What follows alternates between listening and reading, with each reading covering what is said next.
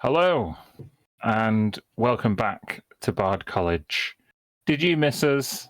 We've been away for a couple of weeks, owing to holidays and such like. I'm on half term, and if you're on half term, whenever you're watching this, I hope you're having a nice time. We're going to pick up where we left off. So, just to recap, the party have been making their way through the Infinite Library. They have set about procuring various magical tomes, as you would expect. They almost came into contact with the curator as they used a time-traveling machine to escape his oddly persistent gaze, and sent off some books to the scriptorium so they could make copies to take away without suffering the negative consequences of taking a book out of the Infinite Library. They picked up a few strays on the way, including Max, who is looking to atone for his dealings with the curator by attuning to the main book that the party have been after, which is Funeral's Lament. This book enables him to guide you through pandemonium and withstand some, potentially, of its negative effects. Although it seems in the short term to have made him have a more negative outlook on the world and the party, as his songs would suggest. They also reacquainted themselves with Geoffrey, one of the priests of Mystra, who brought in a copy of the Codex Eternus. However, after some negative effects of madness, him and Cornelius parted ways, and Geoffrey ended up on a surgical table, and the party helped lobotomize him. He is now in the party's care, along with Max, as they progressed last session to the penultimate room before the scriptorium, whence they faced down a lich. This lich seemed to be focused on collecting literature and works of art, although he did try to abscond with a satchel full of souls that he seemed to have claimed from this magical silvery conch funnel machine, a machine that had more than an auspicious mark of death on it. And we will pick up in that room, as all that remains of the lich is that very satchel. So, what do you want to do? And I think we just saw souls go into the satchel, right? We just saw... Or his essence, maybe. You saw his essence, or an essence, on his death. Kind of be sucked into the satchel. Did everybody see that? Or was it just me? Like a smoke? Alright. Yeah, I saw. What do we do? We leave the satchel there. Is it just... We just depart. Have a look at the satchel. Yeah. You see it's a relatively innocuous looking satchel. It is kind of flooped half open on the ground, and you can see without touching it. Roll me a D20.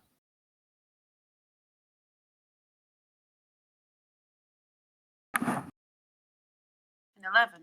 Yeah, you can see nearly a dozen vials, kind of just haphazardly shoved into the satchel, but it's not clear what they are or what else is in there without picking it up and taking a look. Oh, I'm happy to pick it up and take a look. Oh, well, as you pick it up, yeah, it's a delicate weighting to it as you hear the chinks of glass.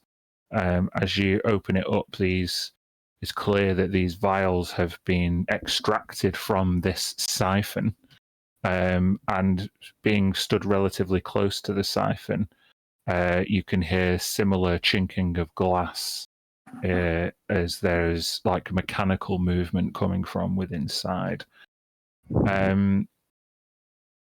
However, there is an ominous dark green glow coming from within the satchel beneath many of the vials. A different object, perhaps. Ooh. We'll usher the others over to have a look. Oh, that's very ominous. The vials are of the souls, right? So he was taking them to do whatever with them. His book. Yeah. And should we put them back? Like, I don't know. In the library?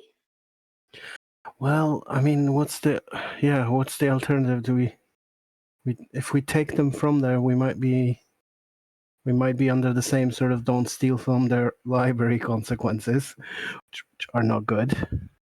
You get turned into a librarian.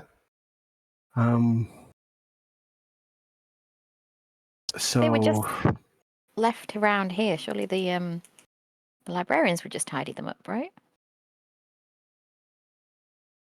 I suppose so. Not that they want to listen to me. I've screamed 4 or 5 times to get their attention. Obviously, this whole soul trapping situation is very uncomfortable to me.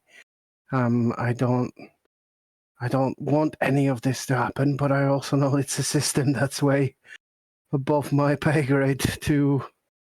I'm not going to dismantle it whilst we have other things to do. So I don't like any of it. I don't want souls to be trapped.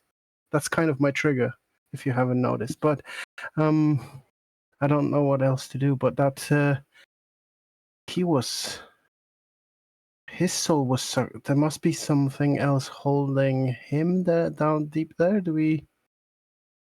Should we just take the vials and then turn the bag upside down just so we don't touch it and see what's in it? Yeah. Jen. Yeah, I'll grab the vials gently and put them on the floor securely. And yeah, maybe Mir can just see if whatever's there it was going to fall out. I'll put my null fold on the ground and then tip whatever's left, the green thing, onto the null fold to very smart cushion its fall.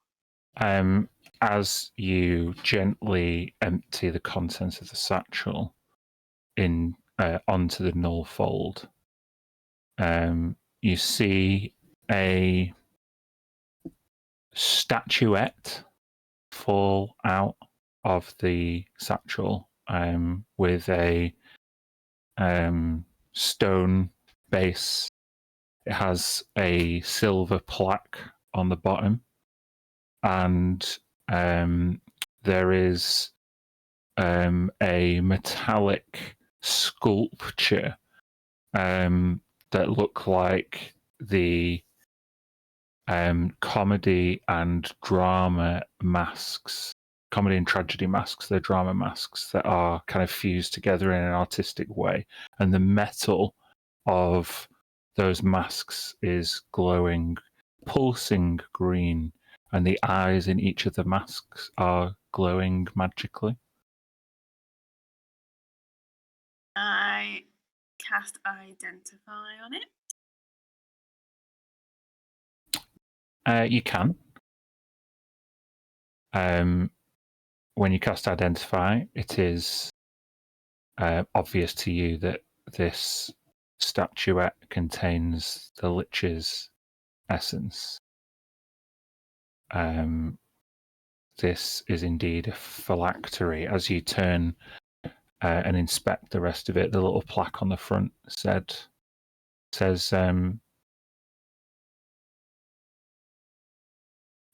Best New Author from the Writers Guild of Waterdeep.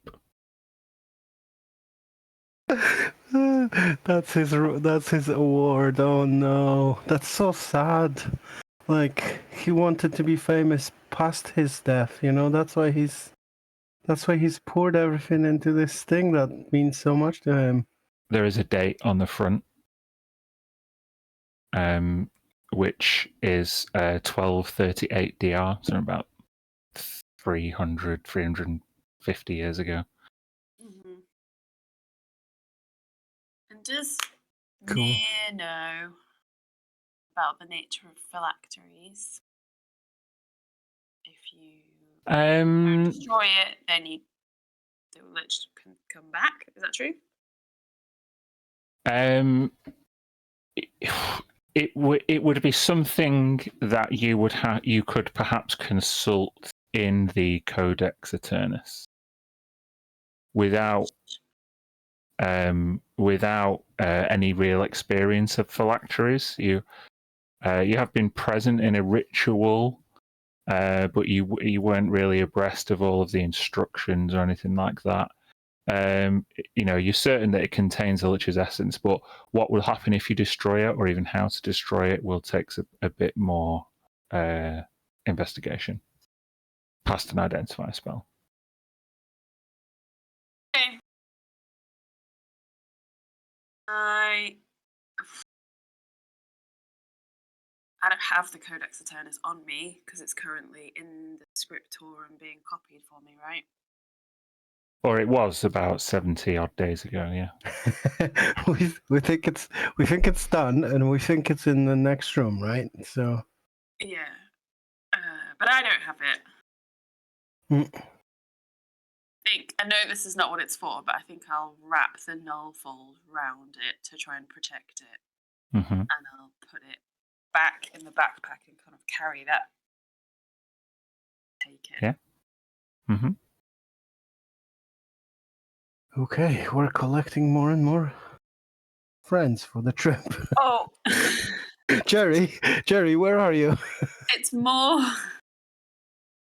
that I think I've got some homework on liches. That's right. Okay. Jeffrey is stood looking at all of the test tubes on the ground and looking up at this big, impressive apparatus. Don't look at it. This is going to give you PTSD. We should go. We should go, Jeffrey. It's fine. Just follow us. Are we good to go? Is anybody hurt? Does anybody need my help?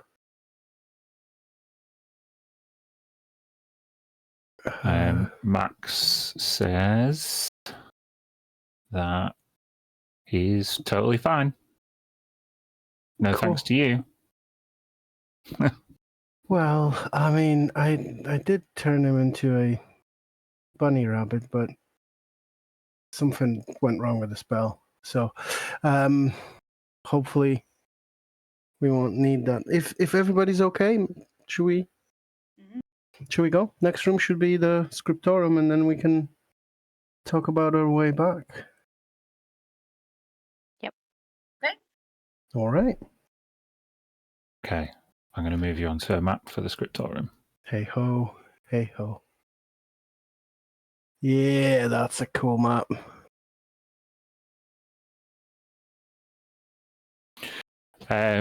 You enter this after about 10 minutes of walking through onto the next, through the corridors. You enter this scriptorum, this reserve of copies of scrolls and scripture. It's relatively cozy, as every square inch, floor to ceiling, seems to be packed away with orders and requests and originals and copies, and where you'd usually expect to see a yellow librarian, you do see a figure cloaked in yellow, sat on a couch facing a fireplace. The fire is not glowing with traditional mundane flame. Of course, that is contraband. It just seems to be glowing with like a magical, non-flammable flame. But yeah, they are just kind of, they don't turn to face you. They just sat staring into the fire.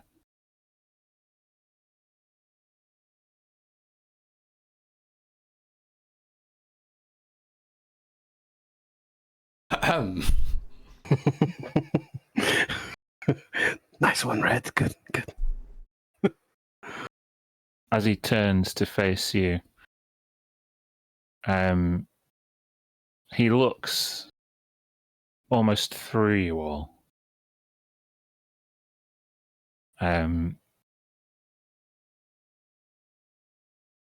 Starseekers, is it? What some call Mia, make a history check.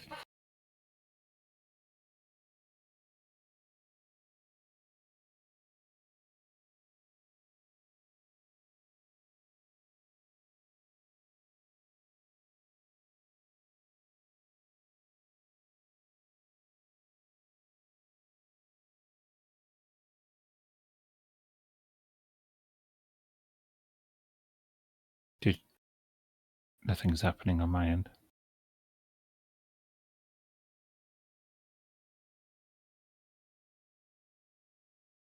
You're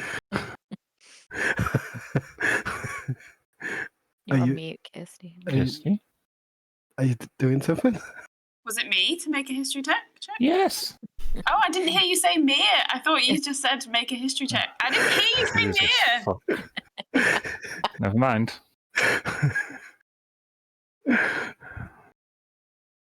Woof. Never mind. It was a strange thing to ask for anyway. He turns and seeing that each of you are maybe just come off the end of a battle, he sees you and beckons you in. Have a seat. You look tired.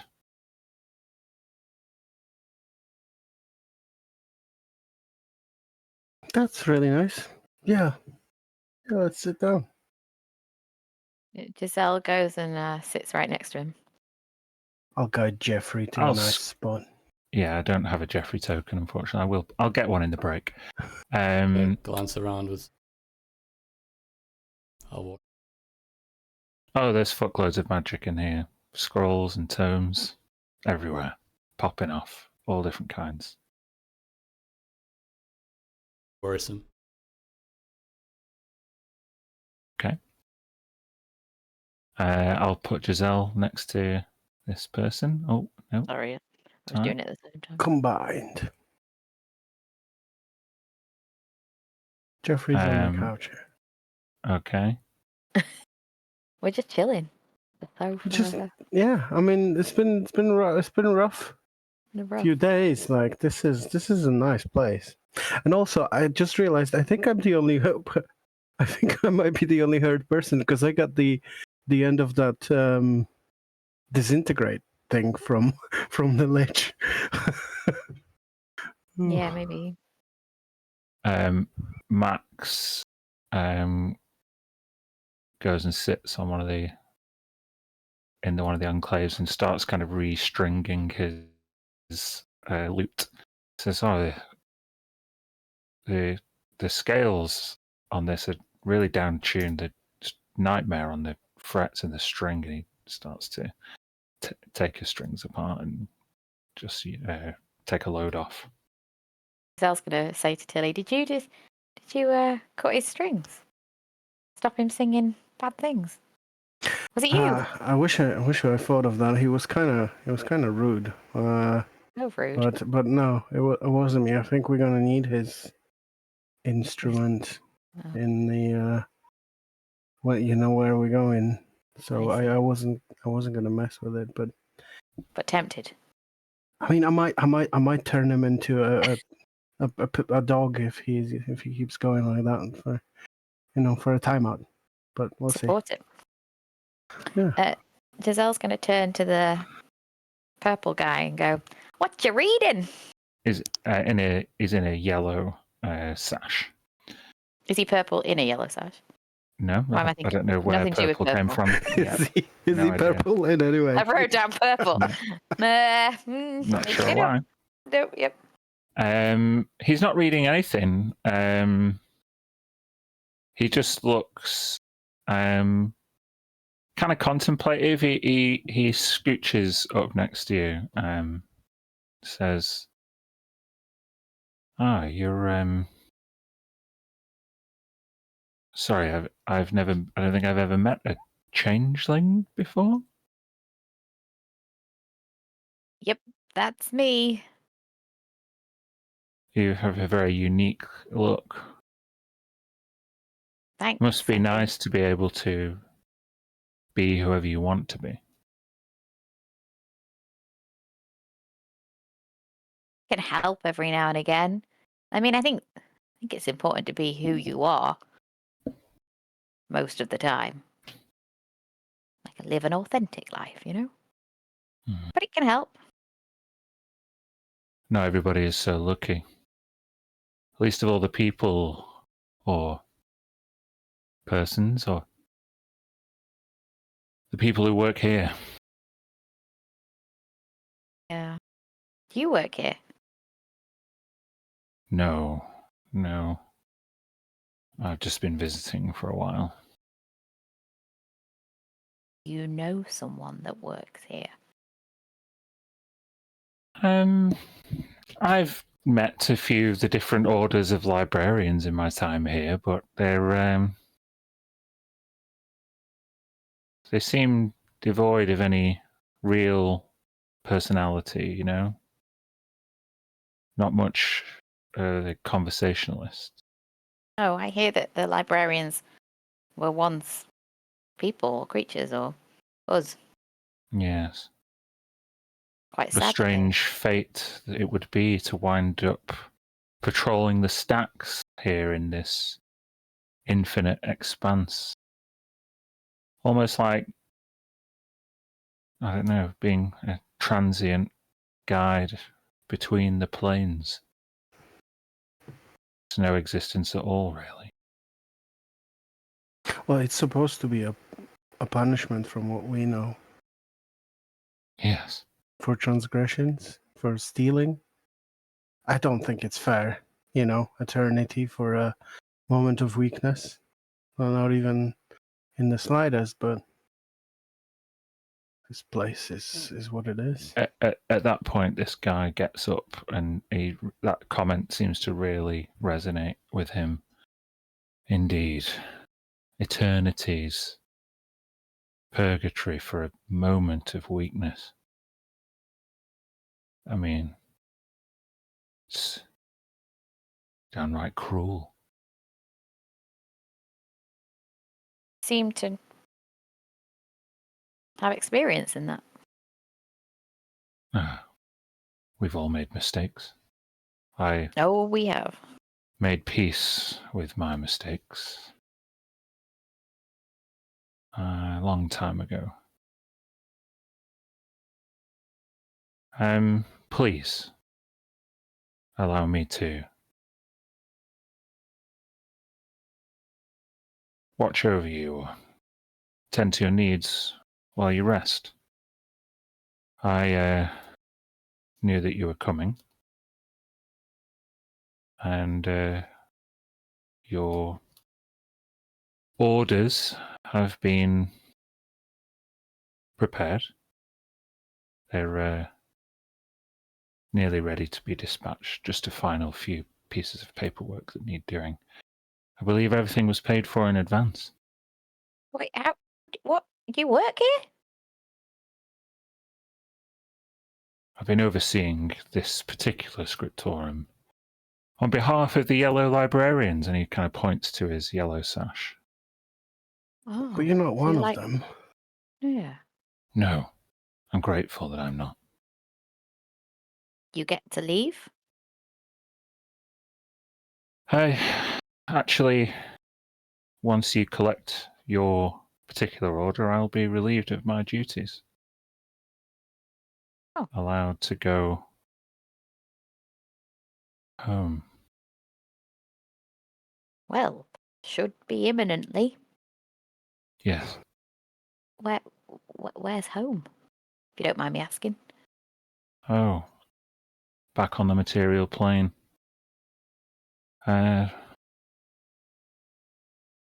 Place called Cerulea. That's where we're from. Well, some of us. Yes, I'd heard that one or two of you had an association with the Southeastern Isles. Well, you're very welcome here. Please tend to some light reading, some relaxation, some quiet. I'll return with some tea, refreshments. Sounds great. Yeah. Very well. Cool. And he stands up and goes towards a door that opens. Oh, wait. Yeah. Oh, no. We didn't ask your name. Sorry. Should have. First thing we ever did. Very rude. Don't worry, I took no offense of it. And he steps out of the door and That's a really strange name. Took Should we just call him? offense of it. Should we just call him? Should we just call him No Offense? Is that? I think it's Nah, took. I'm just sorry, Giselle. I'm kidding. I'm I'm just not. just I'm wanted to bulleting it. just wanted to make a joke after it's so many rooms. None of them been as nice as this one. Nothing's attacking us. Nothing tries to eat us or otherwise True, but- impede us. And then, although we're getting refreshments and we're about to get our stuff, wasn't that just a bit odd?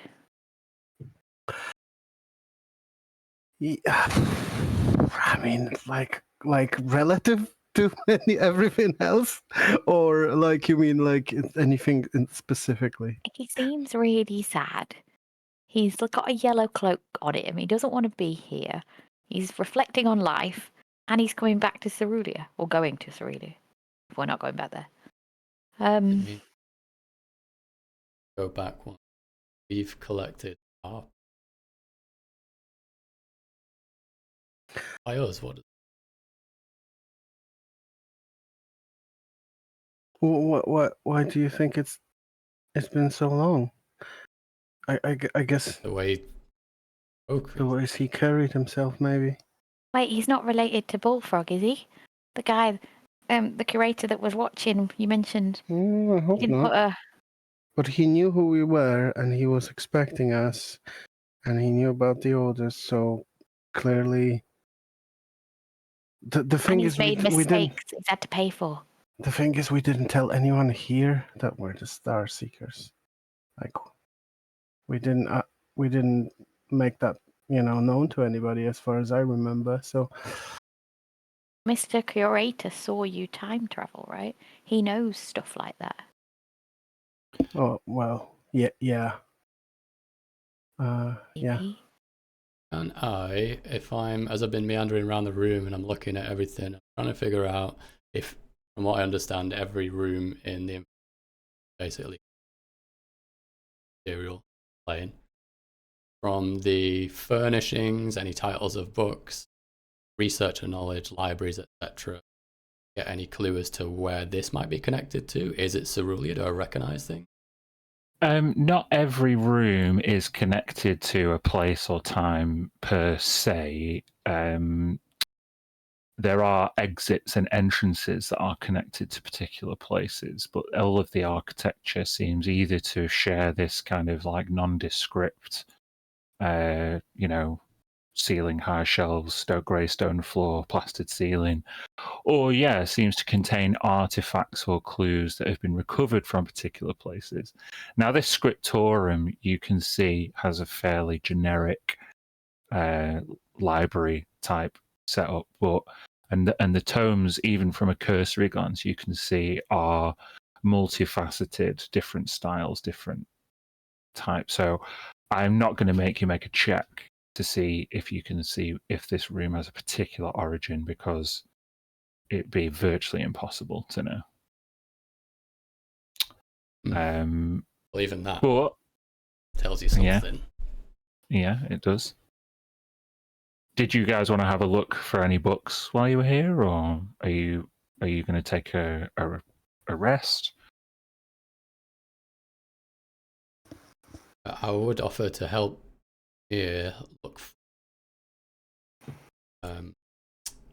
Codex Eternus or anything else later that might be of interest to the idea of trying to take advantage of the researcher feat here and my library expertise. The Codex Eternus I don't need to worry about because he should That's have on it. order. Yeah. Paid a pretty penny. Well, that's what I'm thinking. Is it stored here anywhere, or is he gonna get them? You know what I mean? Like, he's gone to get them, I think. That was the impression that you gave. Okay, that they've been prepared and they're nearly ready. With my glowing statue to hand, maybe I would be interested in learning about it and getting rid of it. So you found a phylactery. do we have a look for the a practical guide to destroying the liches? Yeah. Oh, you should definitely look for that. I think Um, Tilly's gonna just probably short rest. She's pretty hurt, so I'm gonna throw in some hit dice if I get an hour. So let's have a look around. You can short rest Tilly. Red and Mia, each of you can roll me D100.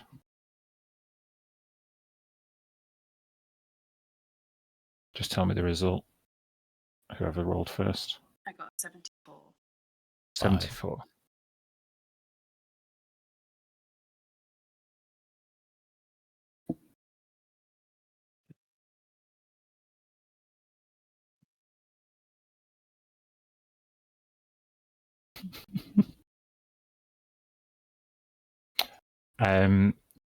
You pull out a large tome, Mia.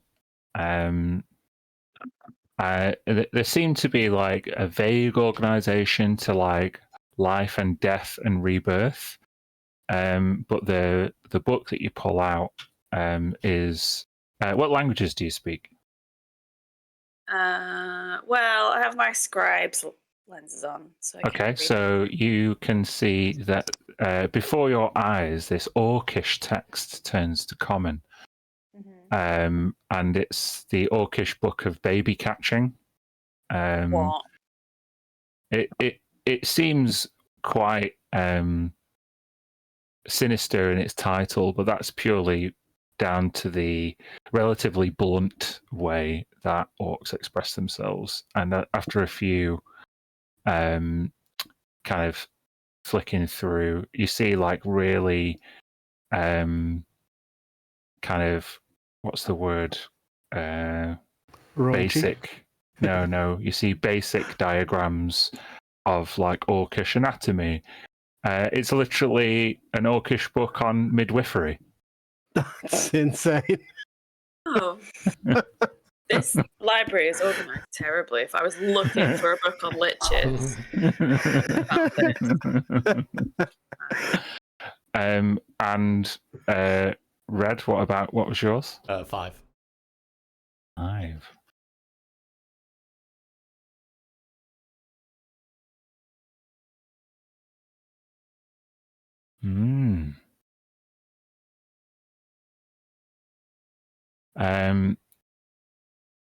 This book is called Philippe's Draconiforma.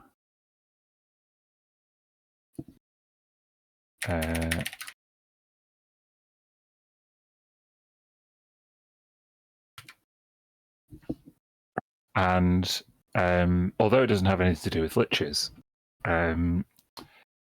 it seems to be a book on shapeshifting, where someone who had mastered the art of shapeshifting was researching dragon physiology. And it seems attempted to embark upon the cataloguing and transcribing of a ritual where he attempted to transform into a dragon.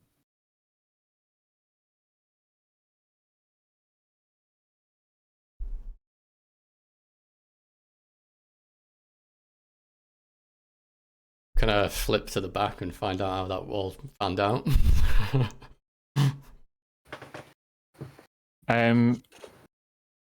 You flip through, and it seems to end abruptly. Just roll me a d6. 6. The ritual is at least 6 months long. You can see. Oh, Jesus. That's how long it was taking to cast, and then suddenly it stops. So he's either a dragon named Philip, or he's no longer. Did we meet a dragon named Philip? Philippe. Philippe. He's French. This is a French dragon. Oh, mama. All right. Good dragon. So yeah, that's what So you find. no quick guide on destroying phylacteries then. Nope. Probably don't need that orcish midwifery book. I imagine the illustrations are absolutely horrendous. Yeah, real bad.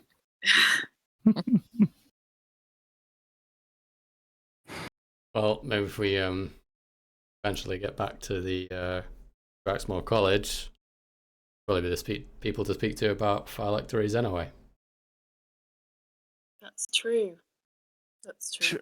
Can I just maybe make a suggestion that maybe we should leave it with the library or the librarians?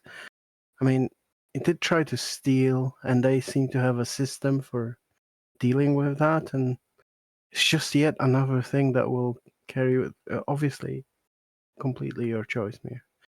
I'm just not necessarily convinced this also has to be our problem with everything else we've got. It's more selfish motivations for me. Okay. And it is difficult, and I do weigh up whether we should just leave it and I should just do this research, but I know I have this big fight ahead of me and I have no idea how to approach it. You think maybe you could learn something from this guy? Yeah. Understand the magic a bit. Maybe even if he comes out of this, maybe even talk to him and say look, we put you back in it, but or you tell us how how the lychee stuff works. No, okay, that's fair enough. I do take your point, and I know that I'm taking a risk here. Hey, we all are.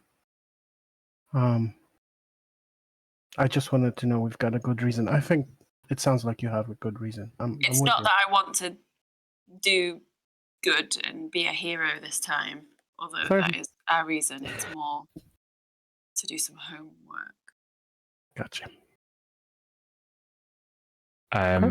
The yellow-robed man comes in with. Yeah, what was his name again? He didn't give it to you. Was that your try to?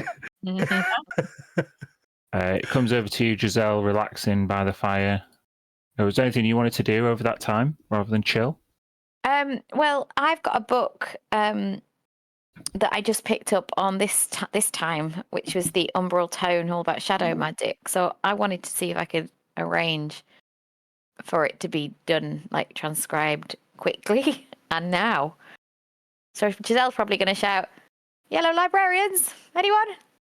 Scriptors! The guy with the yellow robe comes in with a tray of tea, and in response to your call, hello. Do you have some transcription that needs? Yes. Yes, sorry. Was it you all along? Should I have asked you? Sorry. Didn't know the rules. Yeah, I've got a book I'd like scripted, please. Well, the librarians here are able to expedite orders with a small charge. Is that the book in question? Mm-hmm. It will take some time. Do you have the title of the book, Giselle? Or Lucy, rather? It's just the umbral tome. Sorry. Tome. Hold on 1 second. It's about the importance of names and shadow magic. Aha. Ah, yes, this book is anonymous. It seems to be a collection, and he kind of flicks through it, of different works. Not the most straightforward, but I can pass it on to my acquaintances. It will mean that you have to stay here a little bit longer, but it should be possible with a donation of 350 gold pieces. How long do you think it'll take? Or no idea.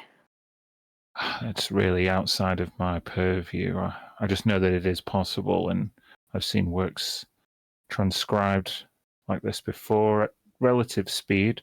I wouldn't say it would be more than half a day, 12 hours. I don't know if we can stay that long. Please, I'll make your time here as comfortable as possible. Time to sleep, to eat. There are some scary places out there, and not every avenue in the Infinite Library is as peaceful or welcoming as this one. But you're also delayed if I do this too, hey? What's another few hours for a interplanar hero from... Where was it you were from again? Well, around, actually. But, Narjareem, if you've heard of it. Najarim. Oh, the Western Isles. Seems though you and I share a continent.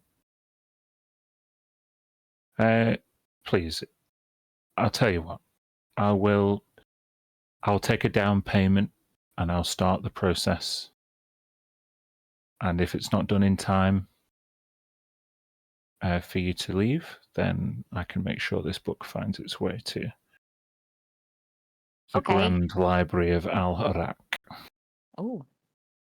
Delivery service. Delivery Very service. nice. Good, yeah. Do you mind, Tilly, Mia, Red, over there? If you feel like it's going to be important, useful books, then yeah. I don't mind. I think the question I have is like, when we're done, how we're getting back? Do we have to backtrace to the last place where we know the exit was, which was 1, 2, 3. There is 4. an exit in the next room, which will take you back to the material plane. There are a few doors. I've not gone through all of them, but I'm hopeful that one of them will take us both back to the continent that we hail from. That is very useful. If we have an exit right next to us, then yeah, I don't mind staying. How come you get to leave when we get to leave? Well, you seems made some quite considerable requests. It was quite a lot of work that needed a lot of yellow librarians to transcribe, especially one I'm told was called the Codex Eternus. But once that is done, the yellow librarians will be able to return to their normal duties, and I will be allowed to leave. Can I make an insight check on this person? Sure can. I'm going to guide myself as well.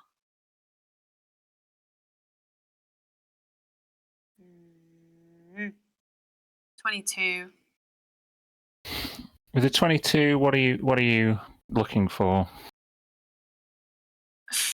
No one in this library has been this friendly and kind of, oh, your wish is my command, and I'm here for you. And why does he know us, and why is he looking after us?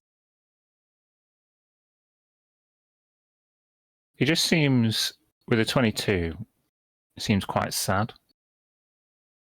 And it seems as though that he is used to being treated or being exposed to hostility. This man has many scars. With a 22,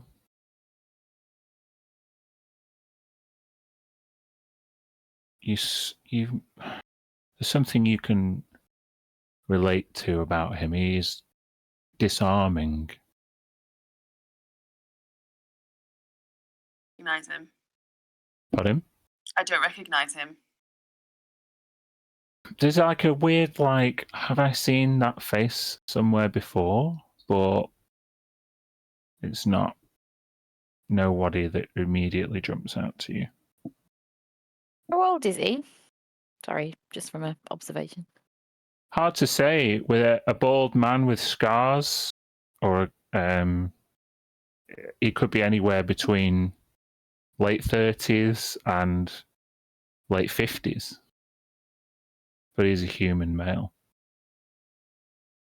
Hector or something, is it? Was Hector bald? Not here, Kirst. Was Hector bald? Hector was bald. But I haven't really seen him. I don't think you ever met. No, I only saw him in a vision. He takes the book and a down payment of 200 gold pieces, Lucy. Yep, cool. And he puts down a tray of tea in front of you. Please make yourselves comfortable. I will return with either a firm itinerary of when all of your books will be ready, including this one, or the books themselves. Would you not care? We have a number of hours whilst we wait, rest, and sleep, and we'll get some food. We've got some rations, and I could, get if you're hungry, if you want to stay and share some stories. We got to do something to pass the time. Perhaps I'll take you up on that once I see to this term. Thank you. Yes. For your kindness. And he goes back again. And I think that'll take us to the break, won't it? Weep, weep. It's so cool to be playing D&D again. All right. See you in 20 minutes, folks. See you in a bit. Later.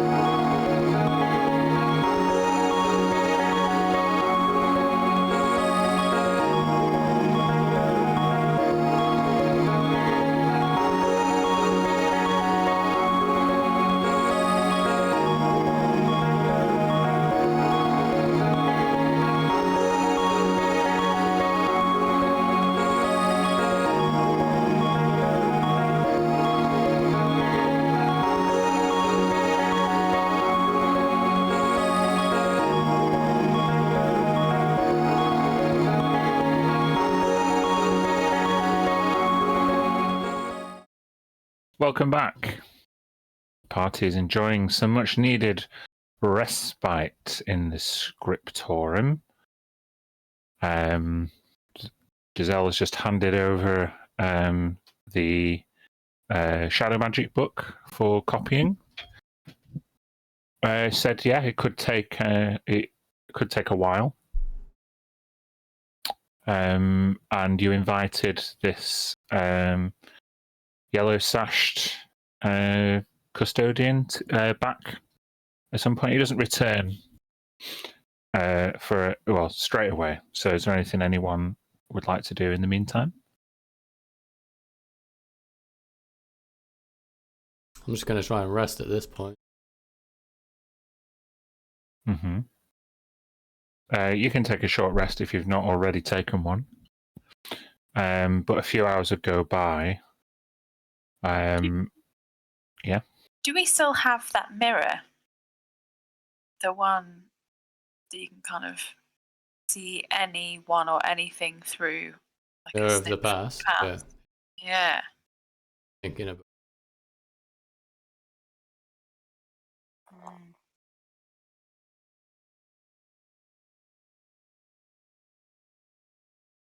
No, that's fine. If you've been thinking about it, that's fine. No, if you've got any ideas, I just sometimes don't like to get too trigger happy with it and find out that I want to use it for something else.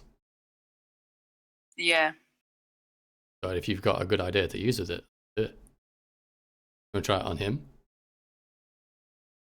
Maybe? The only thing is that I don't really recognize him very well, but let me just put up the description and then we'll see. The DM, do we think that, like from experience from using it, if I've only kind of just met him?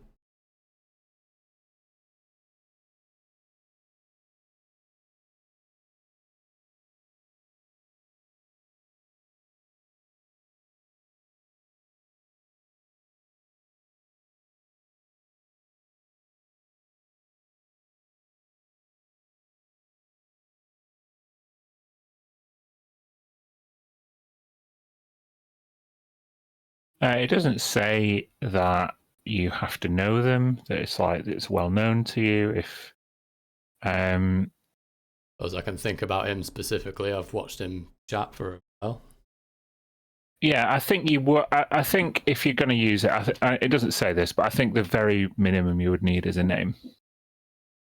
Okay, like have an idea of who it is. Yeah. Okay, so you kind of get out the mirror and kind of weigh up that proposition. Is there anything else anyone would like to do during this little bit of downtime?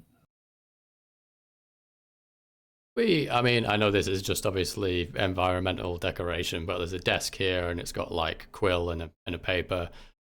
Is there anything that he maybe has recently signed or, anything like that? You can make an investigation check. Looking for clues. Clues.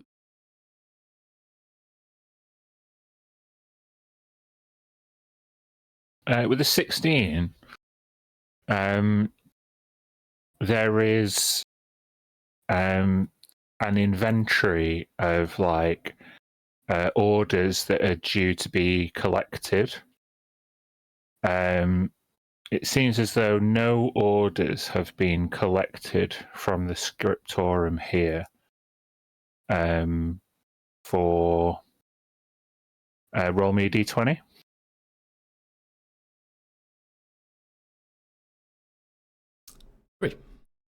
For 3 days.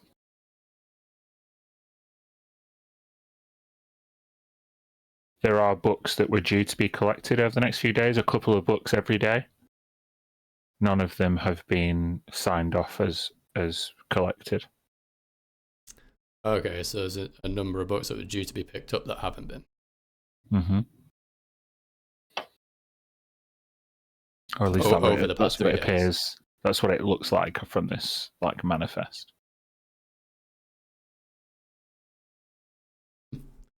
Yeah, strange. Point that out to everyone. Can Giselle get involved just to see if there's any books that he might have been reading?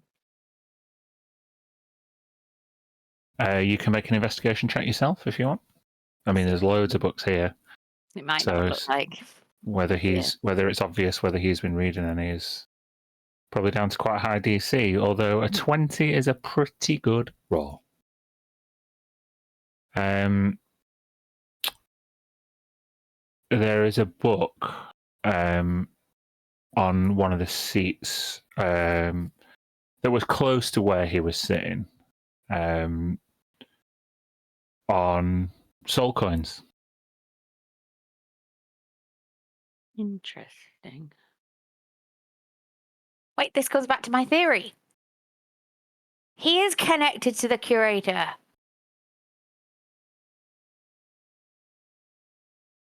I mean, a lot of people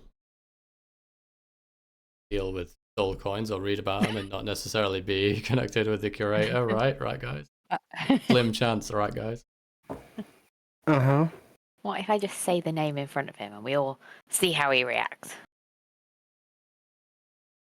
I scan the exits, exit location. I don't see any harm in that. Do we want? Yeah. Do we want to talk to him about that stuff? Let's see if he was very he wasn't very forthcoming with. He was very vague and mystical and all that sort of thing. So maybe if he does come and join us, maybe we'll see if he opens up at all, and then maybe on the off chance we can bring it up as a just off the cuff mark. By the way, do you secretly work with our biggest enemy right now? How do you feel about bullfrogs? How do you... Another hour goes by, and he does not return. All right, I'm going to bed. Those couches look really comfortable. Yeah, this little thing in the middle is some kind of timekeeping device, and you all start to feel a little bit sleepy as this timekeeping device shows that it's quite late. What's Max doing? He's restrung his equipment, and he's playing annoying Discord. I mean, if you've ever heard someone like practice for a number of hours in like the next room, it's really annoying and hard to concentrate, especially when they're playing shit that they're not confident with, new techniques, whatever it might be. Yeah, he's staying away from you all. Whether it's out of courtesy or embarrassment, it's not clear, but he's clanging out some discordant brown notes. After a while, Red will snap and be like, "Oh my god, just put that thing. Do you have to do the same thing all the time? Can't you just sing? Take us a song out of your new book. We should probably hear some of that stuff anyway." The Funeral's Lament? Well, you better have been reading it and learning it. Well, yeah, that's the stuff that I'm trying to play. It's really hard. That's how far you're getting with. Oh, man. Okay. I'll try.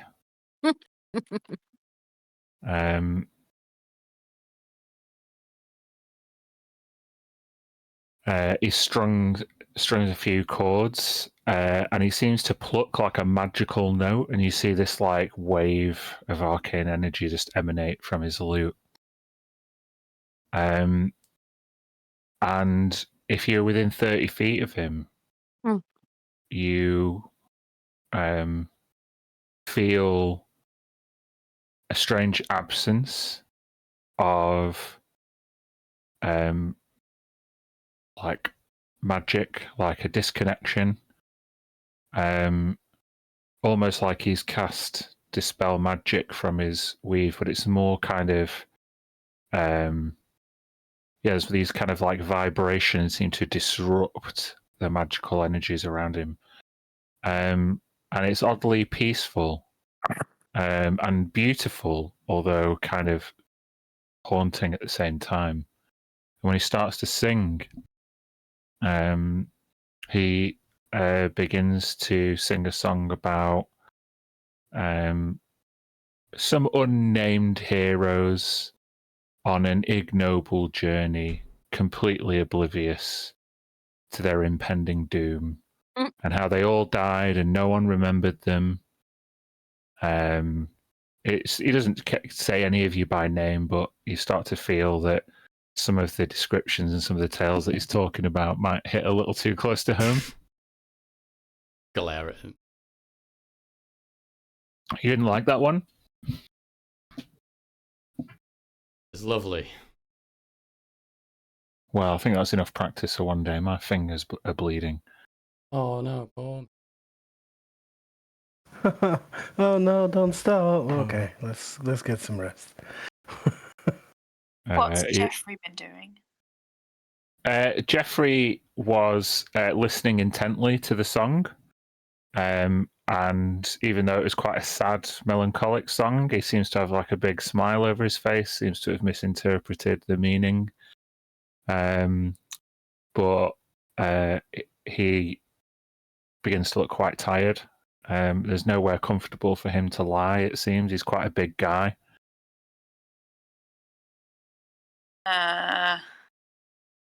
Maybe I have a bedroll. Mm-hmm. Like, I'll do what I can with what I have and find like a nook for him. Like kind of in one of these like little nooks up here, the alcoves. That's fine. He seems grateful, and when you like put the bedroll down for him, he kind of lies on it like before you've finished like patting it all out. And he kind of looks up at you and like pulls his like sheet up like really tight, and then just like looks up at your face, like smiling. Okay. Get some rest. He like reaches out to touch your hair. Okay. And then that seems to placate him, where he then turns around and begins to snore loudly almost immediately. Yeah, I'll try and get comfy in one of the big chairs, maybe. Just as you're all about to settle, the door opens and this yellow-sashed man comes back in. Tilly, you've not bedded down yet. What are you doing? She was looking through the book, through those spells that she hasn't seen before. She's quite interested in the Faithful Hound because she feels she misses Humphrey a lot. So I was just contemplating on doing a casting of that before we bed to sleep. And conjure an invisible phantom dog that just looks like Humphrey. It will bark and alert me if anybody walks in. This person comes over just as you finish casting Faithful Hound, and as you are like talking to it, he stands just a bit away from you, like not wanting to interrupt. Don't worry about him. It's just something. If you want to get close to him, just say Humphrey. That goes for everybody, and then he won't start barking. And I vaguely described the area where it is because you can't see him, so you might think Tilly's just a bit, just a bit crazy right now. He steps back and says, Humphrey, very well. I'm sorry I was a bit longer than anticipated. I don't wish to interrupt your rest. Perhaps we could talk more once you've all had a chance to rest your eyes. I don't think you're interrupting. It usually takes us a while to fall asleep. So, I mean, if you want to just sit down, then care to join me for a nightcap? And he pulls out like a hip flask. Definitely, most definitely. I will. Let me just, sorry, Dan. Let me just, I'm not sure if you've seen that bit, but it might come in handy or interesting. But this hound sees invisible creatures and can see into ethereal plane and ignores illusions. Mm-hmm. Yeah, just wanted to fine. highlight that. Yeah. So yeah, he resumes his position by the fire. It's Max is resting, as is Jeffrey, Mia, Giselle, Tilly. Red, are you joining? Yep. Yeah, Tilly will sit down on the floor next. Is this illusion of the fire gives like illusion of warmth as well, or it's just? Yeah, there is like a kind of neutral heat coming from it. Nice. Yeah, he like adjusts the antler by the fire, and it just seems to turn up this orange glow. And he sits back down, and he like unscrews his hip flask. He has like a collection of like porcelain, like shot glasses. They've got like gold filigree as if they've been like thrown and smashed a few times and then repaired. They seem like quite personal to him, and he hands you all one, and distributes what smells like quite strong liquor, a whiskey of some kind. Nice. Yeah, Tilly will down that. Mm-hmm. You've been so kind to us. What? Tell us who you are. My name is Emmett. Can I tell if he's lying? You can make an insight check if you want. A crit. Whoa. With a crit, the name doesn't come to him right away. He pauses, whether that's because he takes a drink and swallows this particularly strong drink. He seems as though he is about to embark on whether it's like a pre-prepared speech, story, or line of questioning. Clearly, he's put a lot of thought into what he's going to say to you, including his name. Whether it's true or not, you've got no idea, really. Even an insight check, even a crit, is not going to read his mind. But it's clear that he is deliberate and purposeful, and there's an element of pre-preparation in what he's saying. Okay. So, yes, Emmett. Emmett Arkin.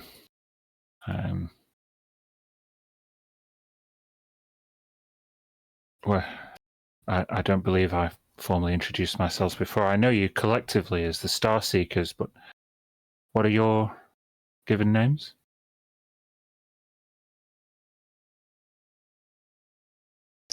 I'm Tilly.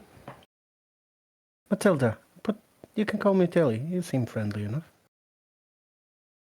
Tilly? He like raises his shot glass. Red. Too much. Red. Okay. Giselle. Hello, Giselle. Yeah. Hello. Mia. I'm grateful that none of you have draconic persuasion. Those names have far too many syllables for a man like me to remember after a few too many bumps on the head. So, I regret that your books are not ready on time for your arrival, but I'm pleased of the company that we're able to provide for each other. Sorry, you didn't know any of our names, but you know that we're the Star Seekers?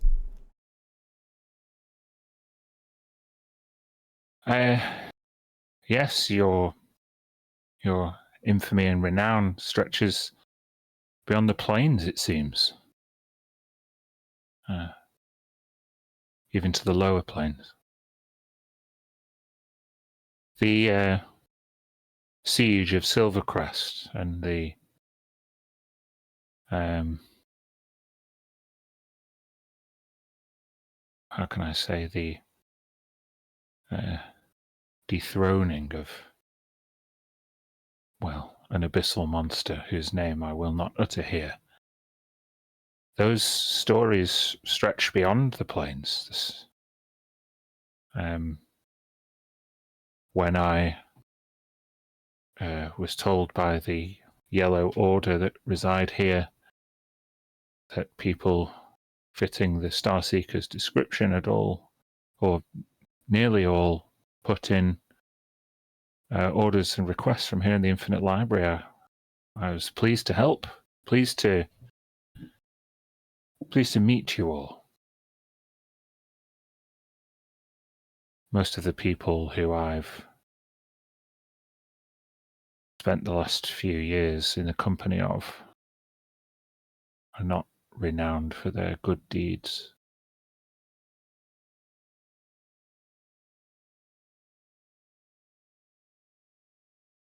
What good deed is it that you're embarking on from here?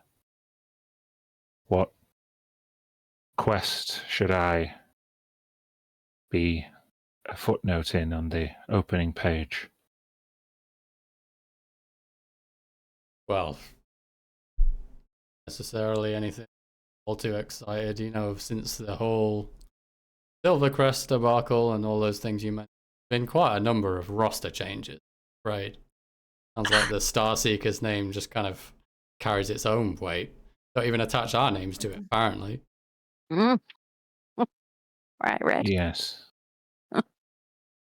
I was aware of a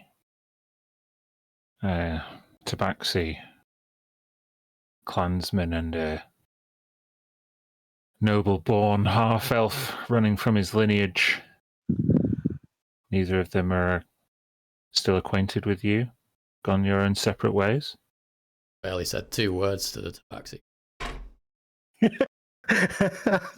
He's great. He's visiting family, and so is Jacob. So I'm sure we'll see them again, and they're just not with us now. How all you had on your list of people that aren't here? Let me see.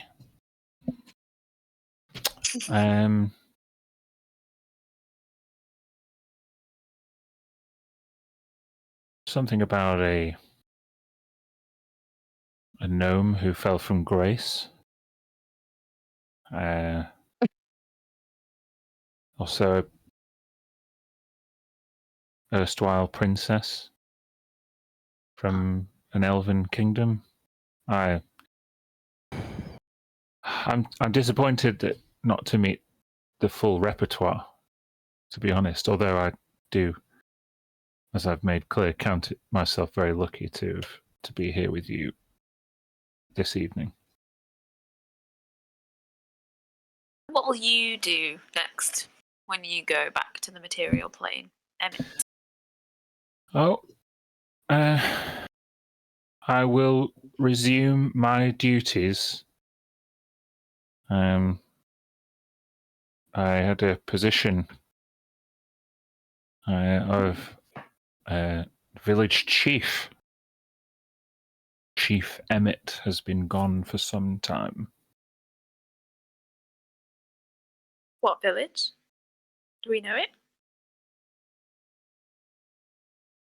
Oh, it's westward of Maloon on the feet of the Hunt-Top Mountains. Very few people know it. It's in the Golden Grove.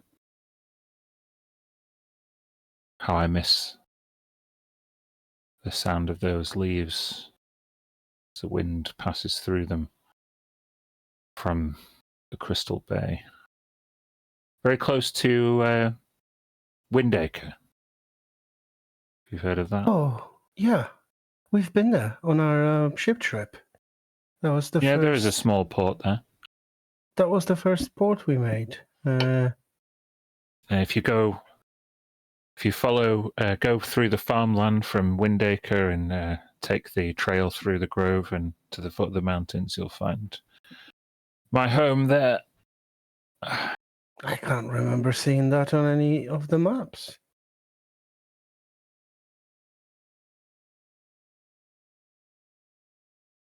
What is it? What is it called?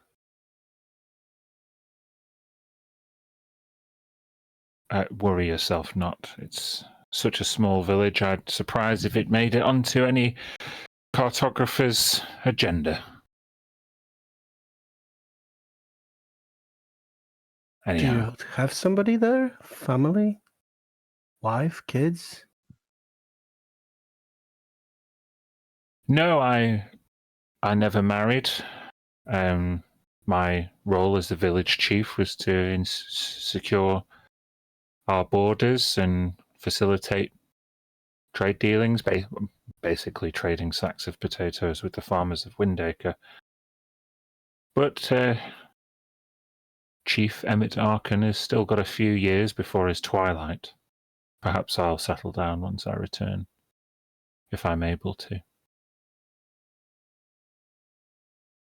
And you can see, those of you with a high enough passive insight, it's almost like this man has concealing a degree of trauma about the time since he was Chief Emmett Arkin. Did you mention something about the lower planes?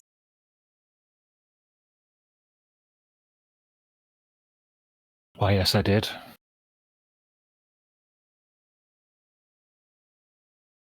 Have you spent some time on other planes? Unfortunately, I once found myself on one of the lower planes. They are incredibly difficult to escape from. Which plane? I didn't know its name for the longest time.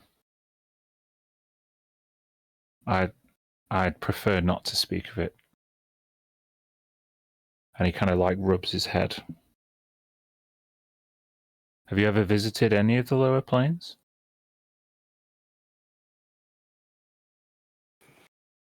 Not yet. But we have plans. You seem very cavalier. Oh. I mean, you are the Starseekers after all. I think we're in denial. Maybe ignorant. It's more of we have to. So at this point, you can also laugh a little bit about it. Humor doesn't hurt.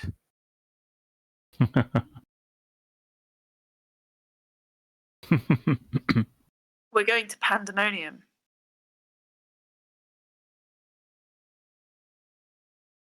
Oh. You've been there, haven't you?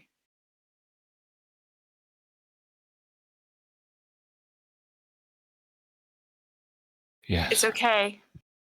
It's all right.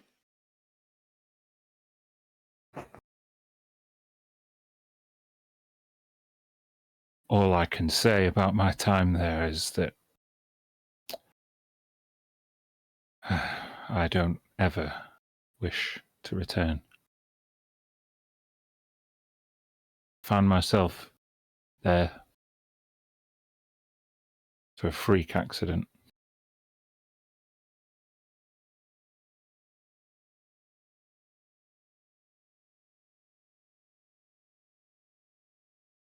Can never really sleep there, you know.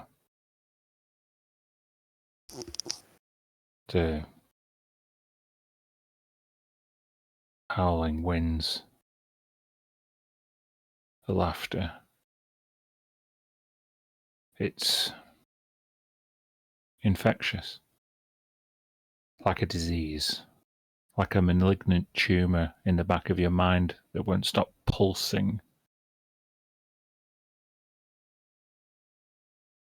Sounds I bad. swear I must have laughed for a whole 10 days without sleeping.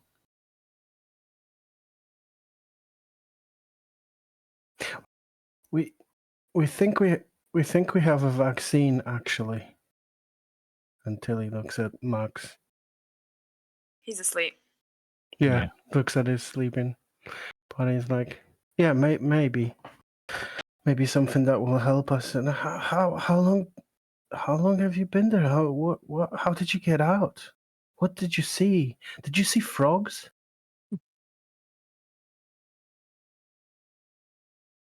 I wandered for months through cavernous, twisting caves, battered from all directions with a wind that never ceased, no matter how much shelter you're able to try and find, what little there was. Through layers and layers of stone, fighting off beasts that had adapted to that environment. My brain boils just conjuring their images in my mind.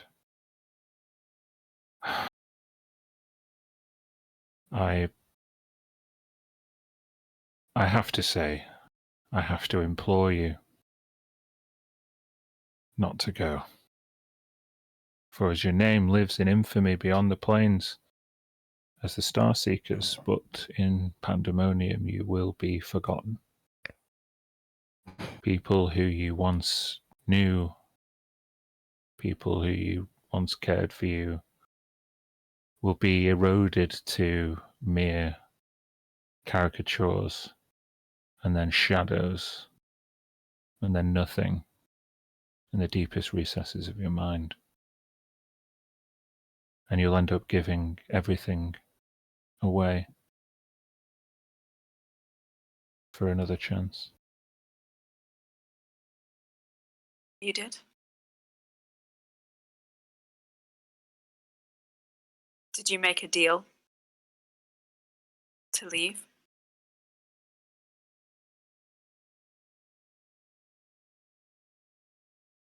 I made a deal for a chance.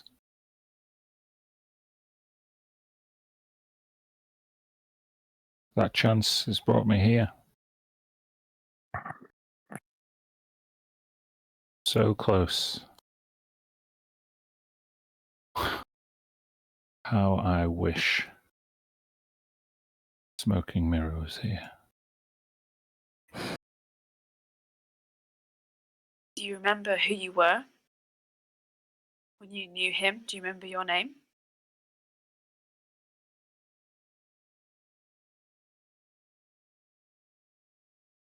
My name is Chief Emmett Arkin. But I think Smoke knew you as Hector.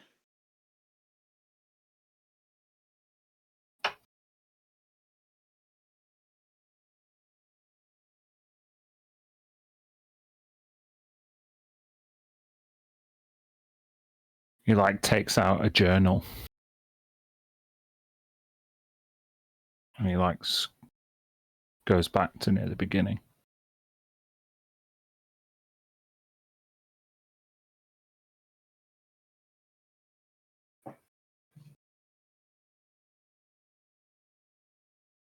I clawed out these pages and scratched out my name long ago. And he puts his pocketbook down on the side. I'm sorry. I didn't mean to get too heavy. I'll go and see to those books. No, you can stay. Please stay with us.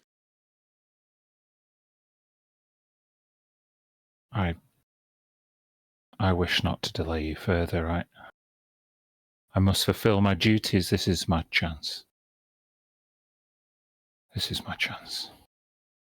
and he wanders away, leaving his pocketbook behind. Exits through the door, which closes behind him. But that was intense. Well, I heard the name Hector before, but I don't really know anything about him. For the Star Seekers, we were CGS. And before I even came along, there was a man called Hector. And like he just said, a terrible accident involving, was it the Cubic Gate, DM? Yeah. Involving the Cubic Gate, which we have, but I didn't show him. Sent him to Pandemonium and they never saw him again. There was no way to get him back. I saw him once briefly in a vision, but he was distant and there's no way that I could have recognized him straight off. That's amazing you recognized him. Just, it makes sense. He's been in Pandemonium and I think the curators made a deal with him. I agree. That's not good for us. Or it's to help us get there quicker. Or to persuade us to never go and leave the curator in peace. I don't know. He has a goal and it's not necessarily to get us out of here safely, I think. You said that now is his chance. Yeah. And he has the books that we need to leave.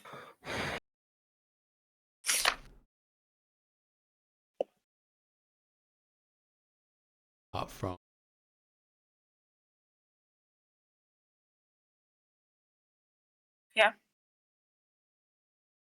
I'm talking in player here as well. Max has got Obviously he's got the funerals lament. But was there another copy? Very confusing last time. Let's not get into that. Yeah, he's got a copy he's able to take out. Transcribed it during that time, so there is Mm-hmm. another copy which you guys spent the 3 days doing that book and the infernal accounting evaluation of all things. Know that either past Max or the curator has a copy. I mean, maybe, yeah, but I mean, they didn't care about them. They didn't want anyone else to know about the way of moving through Pandemonium safely, I guess. From the books that we're waiting for, I think the most important one is the Codex for me. My book, worst case scenario, that about the herbs, although it was very interesting, I thought. I'm just saying, if we have to get out of here in a hurry or without those books, the Codex will be the biggest sacrifice. So far he hasn't really. You might be right. You might be. Your hunches are often very right. So it might do something. So far he hasn't shown anything to indicate any hostility of any kind. Although he's left his pocketbook behind. It could be a trap. Will it explode? Should we take a look? I don't know. What if it's got a message saying, "You fools, you shouldn't have read this"? Ha! And then it explodes. Classic DM. What if it's got run away now? Well, yeah, we should take a look at it for sure. I'll nudge it with my foot to make it open. Oh, it's just a little pocket diary that's on a side table. Oh, okay. I'll open it. Mm-hmm. First few pages, quite a few chunk are ripped out. And then you just see his name, Chief Emmett Arkin, written across one line, and then repeated on the next line, and then repeated on the next line, and then repeated on the next line. Pages and pages as you're flicking through of him repeating his name. About 200 pages in, the letters start to be mixed up. It doesn't make any sense.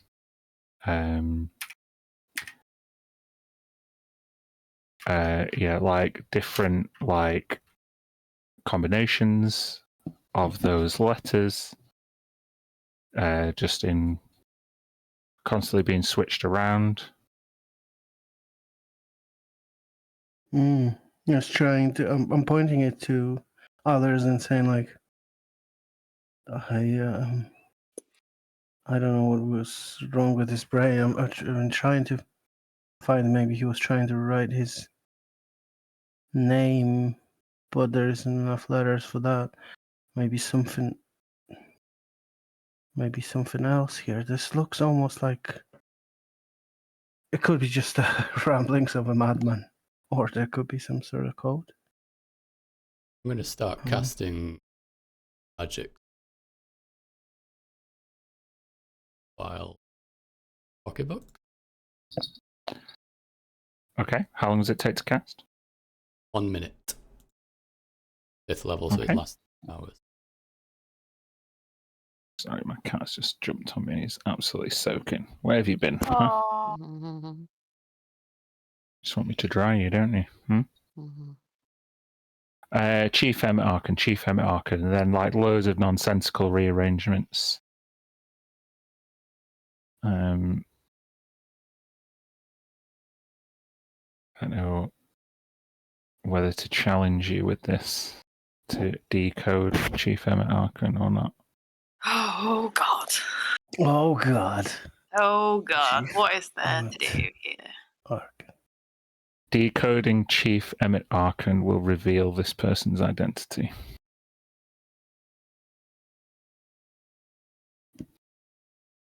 It's a puzzle. Uh-huh. So, before just making sure before you put his name with an I, but then you changed it to E. So Hold on. M-M-E-T, or should it be sorry, S? it is with an I. Sorry, it's just not usually how you'd spell Emmett. So Chief Emmett Arkin.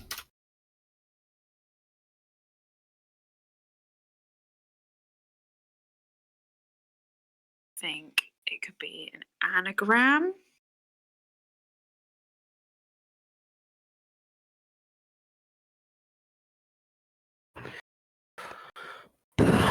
I'm super bad with this. K or O in it. So it can't be Hector. Yeah, that's what I was thinking. That's the first thing I was looking for. Got the word face ache in it. Face ache.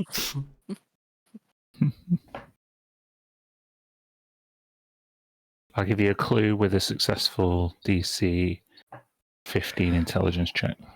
Oh. Yeah, let's all do it. See who's this. Who's the smarty? Nope, not Lily's thing. Not my thing. Fine. We are all so stupid. so very stupid. Okay, I'll give you a lesser clue. It's 5 words. Oh shit. 5 words. Oh God.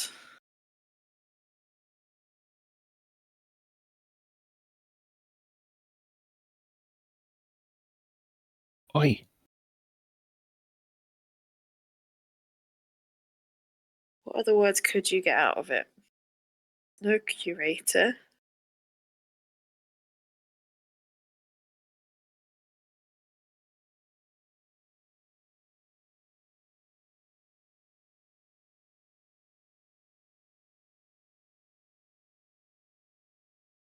could assume that there's like maybe the word "the" in there. There is. 5 type of title Mm-hmm. likely to be a name.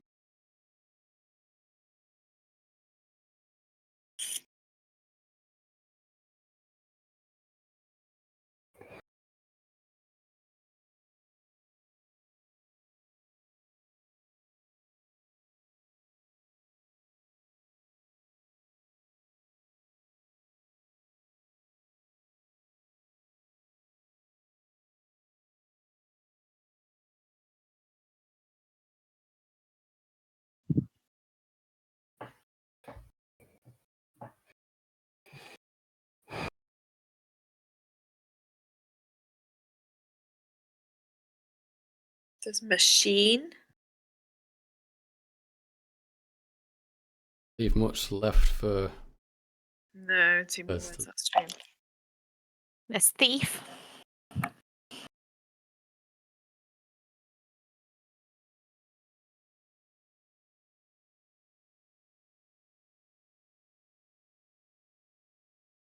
yeah, but if it's already got the, then Yeah. Mm.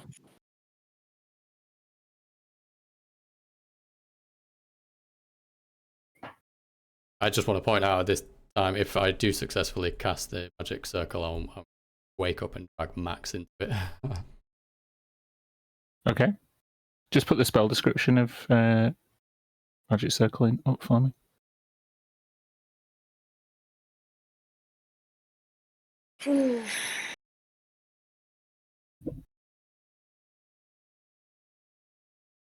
Fiends and undead. Okay.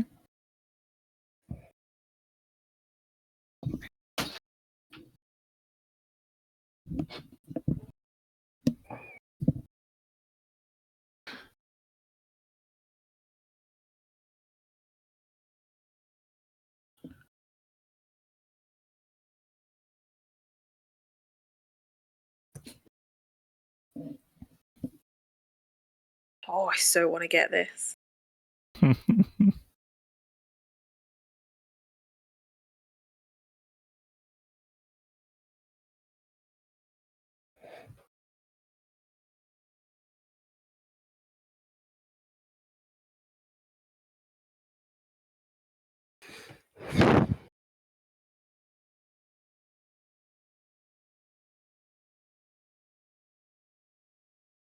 I hope I put it into a anagram creator. I hope it's right. I haven't actually tried to do it myself. Hold on. Oh God, yeah, it's pretty. Seems pretty tough. I'm very bad at anagrams anyway. Have But I ace, I like mice, machine, but in. Face, name. yeah, maybe you can give us a shout if we hit a word that is a part of it. There's no N. There is So an we N. There is an N. Yeah, we said Oh, at the machine. end, Machine yeah. is an option. You've got it's 5 words, Yeah. and it'll reveal this person's identity. And is it a name we heard before? I didn't say it was a name. Gotcha. Says It's there could be something I'm, like I am. Or maybe it's I am. We've got that. I am the. Yeah. Has to be.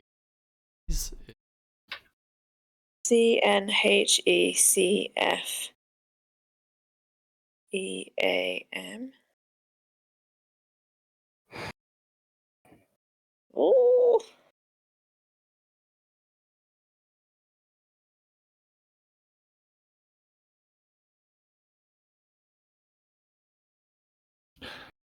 I will give you another clue with a successful DC 15 intelligence check. Somebody do that. Nope. Oh, Mir, red. Nice 20. Okay. The phrase that you're looking for is an instruction.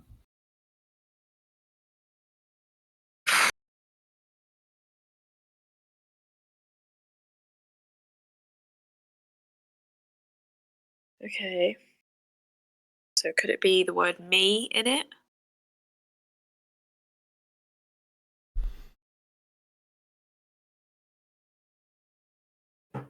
The word mice could be in it.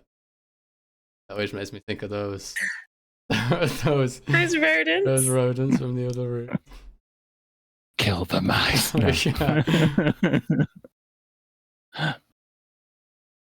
Like face.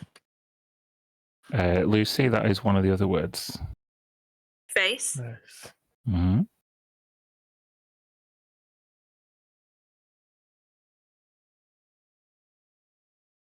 But me is not. Nope.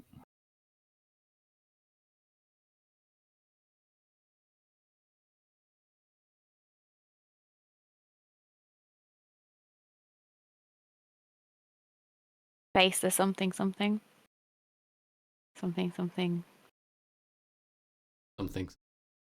Face. Face the. Turn your. Turn? No. No, we don't have another T.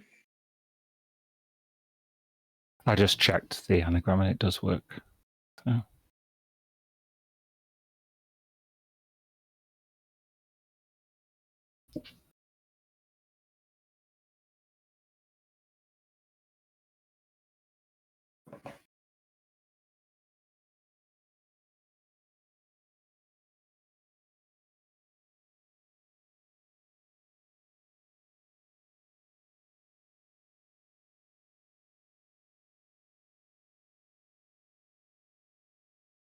Any.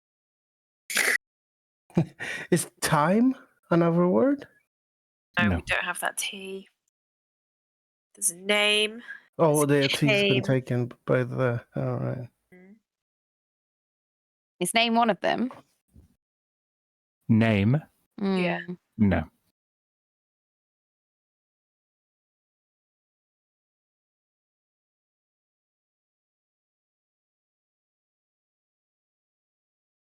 Is catch there? Nope. Nope. Got The T. T's gone. Yep. Maim.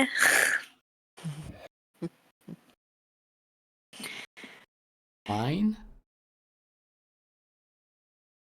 Mime. M-I-M-E? You, mime. I'm going to go get another beer while you figure this out. God. Oh, God. I'll give you another opportunity for a clue when I get back, maybe. So it's like 9 letters to get 3 words out of, I think. Yeah, it can't be. There 1, can't be 2, of, 3, so 4. it's not like the face of. No. So do we have H? No, H is taken. Oh my God. It's Mace me in the face. Mace him in the face. Mace him in the face. Oh my God. Oh my God. I mace him in the face. Oh, is that Mace. it? Yeah, I no, mace yeah, him. mace him. Wait. Yeah. It's an instruction, so it's face, mace me in the face, isn't it? Mace me. No. Mace him in the face.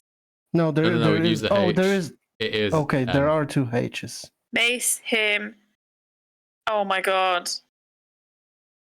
In the face. Yep. Mace him there in is the 2 face. H's. Mace him in the face.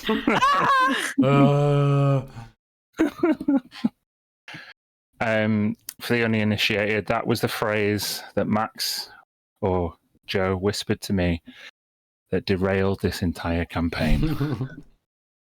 I wondered why you were so excited by that. I was like, what is this about? Who got it? Nice. Kirsty. Kirsty, have a point of inspiration.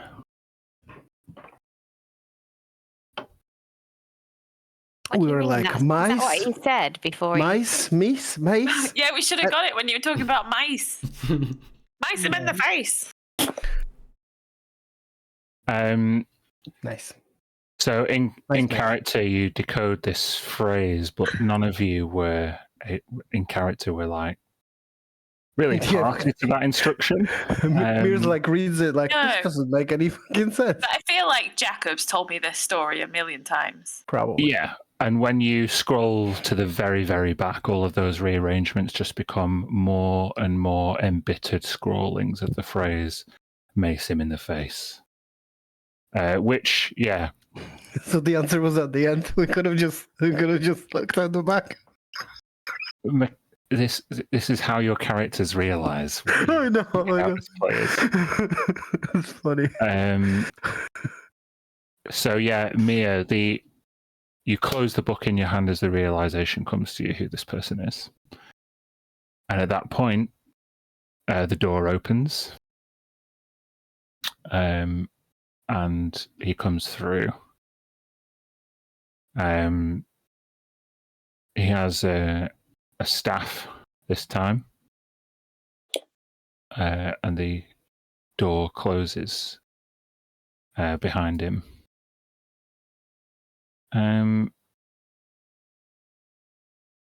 He looks towards you, Mia, seeing that you have the pocketbook in hand. Ah, sorry, I seem to have misplaced that. You are Hector.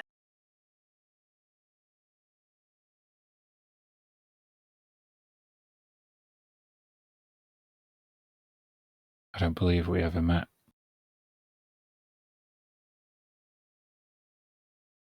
Perhaps things would have been different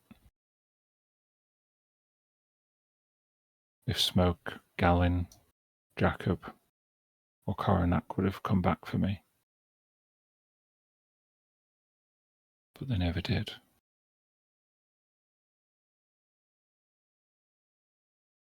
I'm sorry. On their behalf.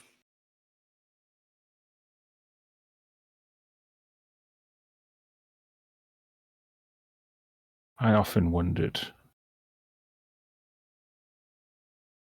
what they got up to. And how disappointing it is to find out that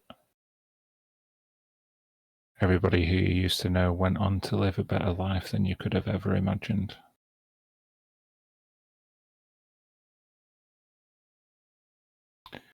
You were on that train, on that road with them. And if they'd have just diverted a little, they could have brought you along with them on that road to glory. But they didn't. They thought it would be better without you there.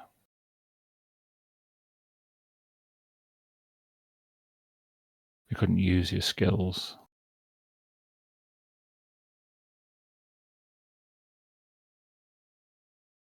Well, gave me a lot of time to hone mine.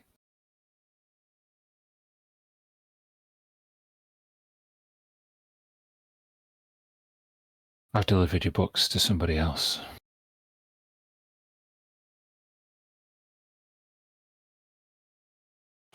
What? To whom?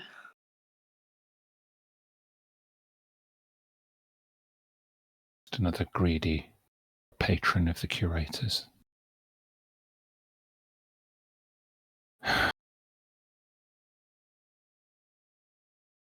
Don't worry.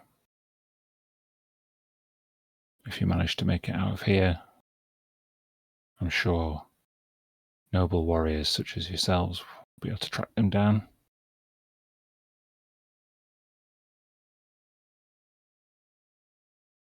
But not Don't before punish. you are made to suffer.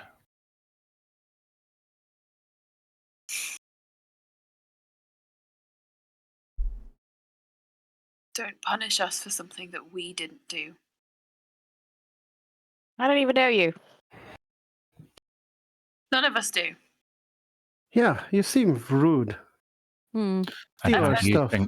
How do you think Smoke and Jacob and Coronac and Gallin will feel that if they had turned their attention to their friends, they could have saved them?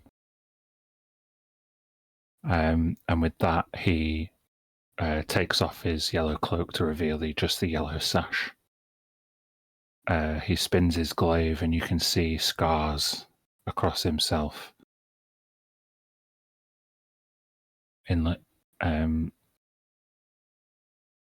What's his name? It's just gone from me. In Ilmater's name I was made to suffer, and you will now share in that suffering with me. Red, if you wouldn't mind situating your magic circle somewhere on this map, and I'll put you and Max in it. But for all intents and purposes, after that, we're rolling initiative. A 10-foot diameter. Oh! So is that... Hold on. Yeah. I was hoping that we could fit as many of us while we were kind of all around the pocketbook.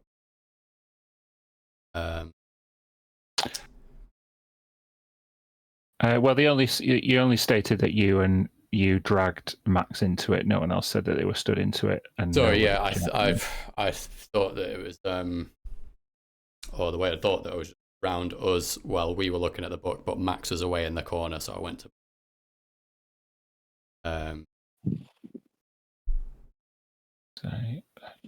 20-foot radius. 20-foot radius. Sorry. I'm all over the place. That's 10-foot radius, 20-foot tall. okay. Not a lot of room to actually cast that in here. What I envisioned, I should have maybe described it a bit better, was going around these two couches. Assuming that we were kind of like gathered together, reading the pocketbook. But that's just how I envisioned it. I think that's the best I can do for you. I think if you hold control, is it, you can skip the snap to grid thing. I mean, this is if this is wide enough, then that was the area that I was thinking. Yeah. There's nowhere else I can put it. I figured we were sat basically, yeah, centered around Giselle as well.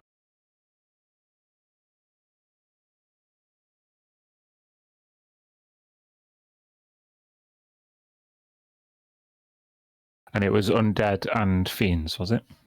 Yeah. Definitely not Fae. Nope. Definitely not fair. And I think the hound would have been probably maybe in this square. Hold on 1 second. Somewhere. I don't like this guy. Yeah, it seems It's kind pissed of me off. Okay. kind of a dick. You liked him before when he was giving you shots, Tilly. True. Oh, now he's But turned into something rotten. You spend money on like arts and crafts and books and stuff. You know what I mean? And somebody just steals it from you. That's just rude. Yes, I feel the same. Rude. So many hound fucking tokens I've got. I've got 2-headed hounds with tentacle heads. He doesn't move, so it honestly doesn't matter. It's stationary. Oh, okay. Hector was a cleric. Is a cleric, as far as we knew. He was a cleric, yeah, that's right, of Ilmater. He also took levels in monk. Yeah. That's what I want to do next time. Oh yeah.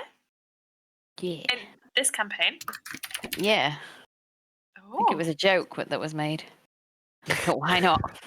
Oh, I remember the monk thing. Yeah, that was the Yellow Rose Monastery thing. Mm-hmm. 4 years ago. Oh, like Joe actually took levels in monk. Yeah. Yeah, at least one, I think, before he died by pressing the button twice. Okay. It doesn't have any hit points or anything, does it? This faithful hound. No, it can't be hurt. No. Yeah. Cool. Well, it's in the middle of the circle now. Right. Oh, we wanted Max in here. I'm going to put Max here. Here. he does this thing where he sits on the back of the couch. He's like on the couch, just chilling with a loot. Fucking bards. Did you all roll Bards. initiative already? Or? Nope. No. Oh, yeah, No. Sorry. Right, hold on. Let me remove all the turns. During the short rest, Okay. you guys would have had the temp hit points as well. Is it 13? Check, 'cause it did go.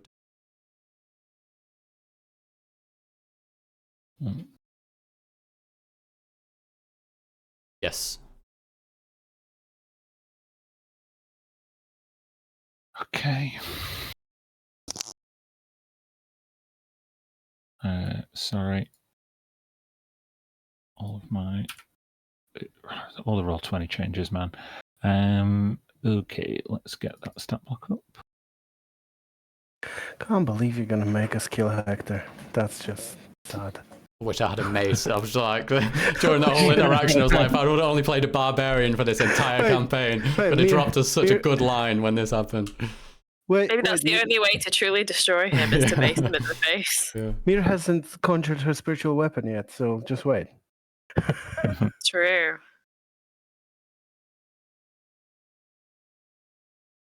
Hold on.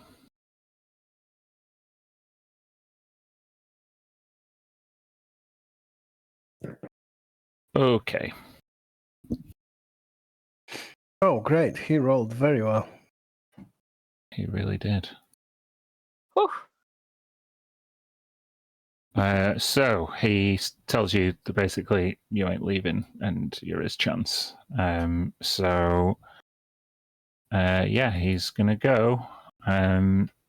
He isn't a Fey Fiend, Undead, or Celestial or anything like that, so don't think the circle affects him. I shouldn't. Yeah. Just on the off chance that maybe he was dead, and in case the curator showed up. So. I think that was fair. So he is gonna just rush up to the circle with his glaive. The staff he takes a yellow kind of cover off, and there's a big blade on the end of it. In fact, he's going to start. He's got reach, so he can start there. He's gonna go for Giselle first. Have a glaive attack for a 23 to hit Giselle. Mm-hmm. Okay. Then he's going to do 11 slashing damage to you. I would like you to make a strength saving throw.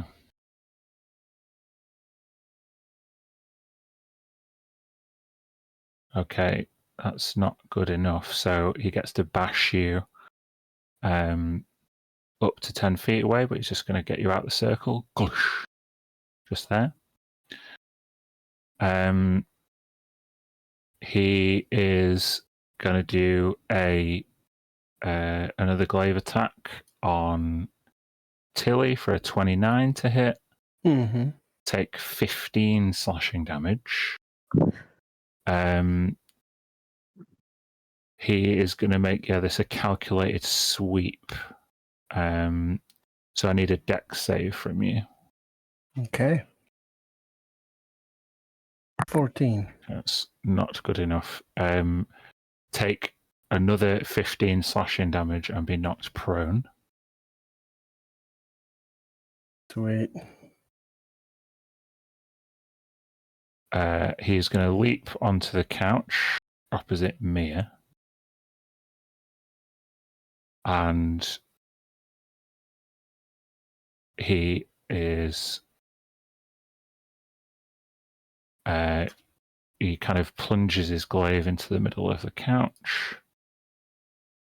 And next to you, Mia, another one appears. And behind you, Red, another one appears. 3 Hectors.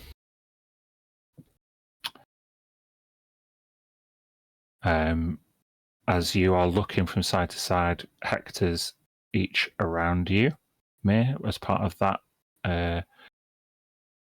ability, he gets one final attack, but a 14 is not going to hit you, I don't think. No. Okay. At that point in the initiative order, hold on. Off the bookshelves, some animated books are unleashed. Hold on. Books, you're supposed to be on our side. Oh,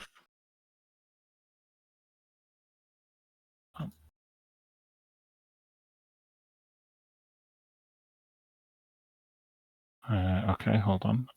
I don't actually have Max's page up yet. Dee-dee-dee-dee-dee.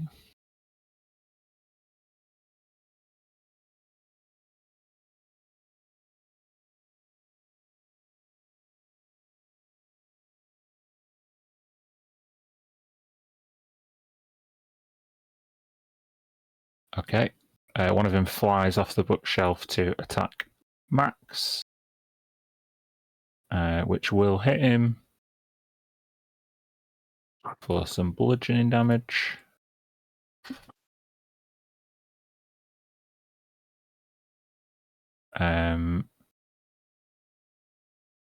Mia, some will fly towards you. They will not hit you either. Got lucky. And Giselle. 13. I don't think that hits you, does it? No. No. Okay. So the book's fucking useless. It's your go, Mia. oh my god. Okay, I'm gonna jump up onto the sofa cushions and I would like to cast my spiritual weapon at 4th level. And you can just get the normal token, but yeah, in this case I would like it to appear as a mace. A mace. Nice. Hold on 1 second. Did you just roll a crit fail? I'm going to use my reaction to make that bountiful halfling log spread to my friend. Thank you. You're welcome. Does that mean I get a 27 or do I need to roll again? I need to roll again, right? That's what we do. I think we do. Cool. What's the chance of that? You just roll another one? Yep. Cool. That is cool. I guess it still appears, but That it's is a whiff. Who are you supposed to attack with it? I was gonna attack. I was gonna bring it here, so to attack this Hector that's right next to me. This one? Mm-hmm. Okay. As he's right next to you, I just want you to make a dex save. Yeah. Oh no. 3. You can roll damage. Oh no, it's already done it. 15. Take the 15 force damage as your own spiritual weapon hits you in the head. Yeah. Amazing. It's because the mace can't hurt him. The mace was a mistake. I was born by the mace. All right. And then for this one, the OG Hector, I'll cast a little sacred flame, please. Sacred flame. He's got to make a dex save. Yeah, he's a fucking monk, isn't he?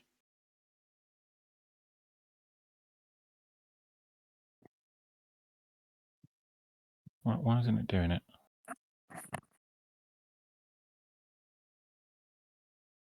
I rolled a 19.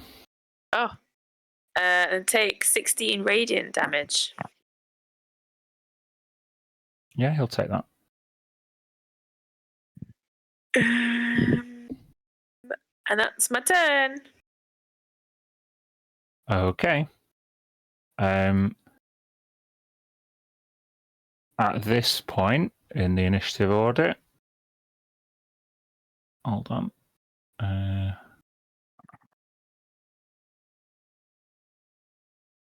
Some people dressed in similar yellow sashes descend from these ladders. But they look wholly unsettling. The door also opens from where he came from. Oh shit! Dark Hectors. Yeah, kind of like that. Oh crap! So, what can I do? And these guys have mace attacks, by the way. Of course they do. On these stacks are about 15 feet high.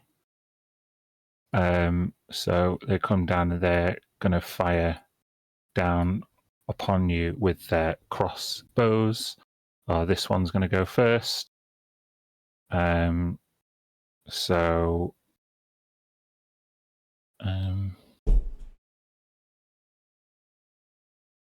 Red, does a 22 hit you? Or is John frozen? Oh, Looks no. pretty frozen to me. John. John? Your webcam is frozen now. Just fixing it. Just thought you were really intense about this. Yeah, fight. it's so intense. Yeah. The battery died. Is it? Am I getting attacked? Yes.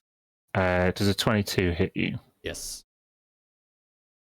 Okay, then take 10 piercing damage as a crossbow bolt is fired at you from this unnerving character stood on top of one of the stacks.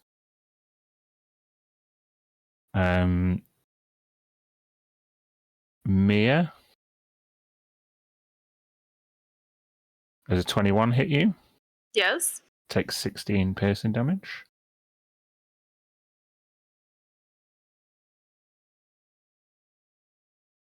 Giselle, does a 20 hit you? Take 6 piercing damage.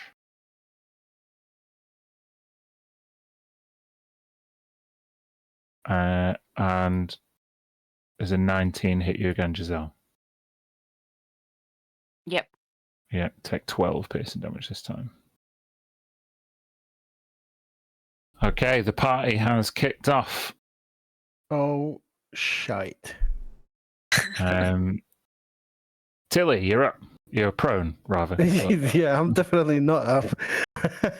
However, something fun happens.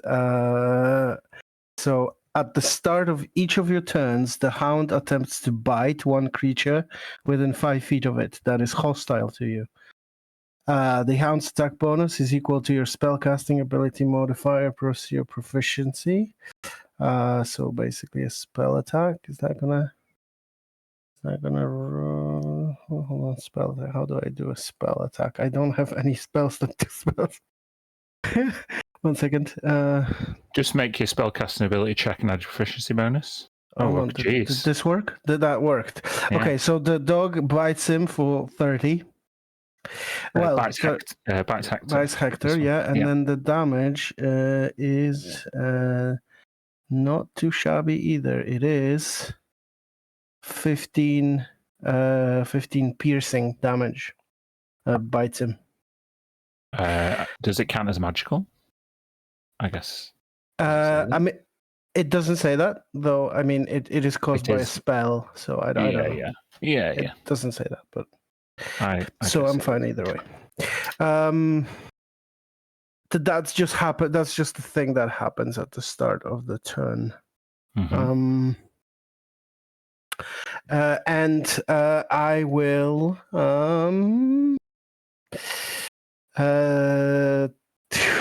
I think I will take disengage action I'll stand up and move back a bit where I can still see everybody, but hopefully I'm a little bit out of danger. And that's as for a bonus action, I am going to cast my favorite spell in the whole world, which is the Healing Spirit at fifth level. So I will put it to start with, I think, over who got hit the most? Giselle? I mean, I got hit. Yeah. We'll start there. So we'll the just spirit. make it. I'll just put a little token here for the healing spirit. That green thing is Sweet. the healing spirit on Giselle. That is sweet, and that's the end of my go. All right. And at the start of Giselle's turn, is that when she gets some of that healing benefit? Correct. Yeah, I already rolled that. It's 12. Excellent. Thank you.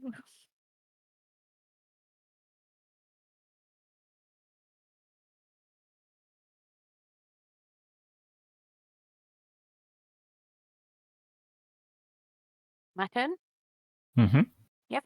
I'm going to Eldritch Blast.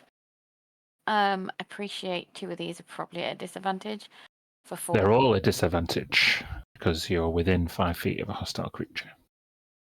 That one. You are, yeah. There's a swarm of books just behind you, so any ranged attack that you make is going to be at disadvantage. Because I'm near to something. Yeah, Not because you're necessarily within the thing threatened that area I didn't of. And there's know that. Hector, I too. thought I had to be near them. Okay. Yes. Yeah. Cool. Hector's also next to you. Well, they're all going to be at disadvantage. Mm-hmm. Who you hitting? We'll go with him. Okay. Yes. Oh yeah, that hits. 23. For 6. I'll not do Genie's Wrath just yet. Mm-hmm. And then I'm going to go over here. Mm-hmm. Hits. 7. To 7. Okay. And then the book. Mm-hmm. Yeah. Disadvantage means fuck all to Giselle. Man, you've got such good rolls. We'll go with we'll put Genie's Wrath on that one. So 8 total. Yeah. Well, when you've got And plus 11, it's pretty great. And then Hector. Oh. Ooh. I'm gonna use my reaction because it's past my turn, so I got it back. I'm gonna use my reaction to give her a reroll. Okay. Go again. Yeah. Go again. Okay. Yeah, it hits.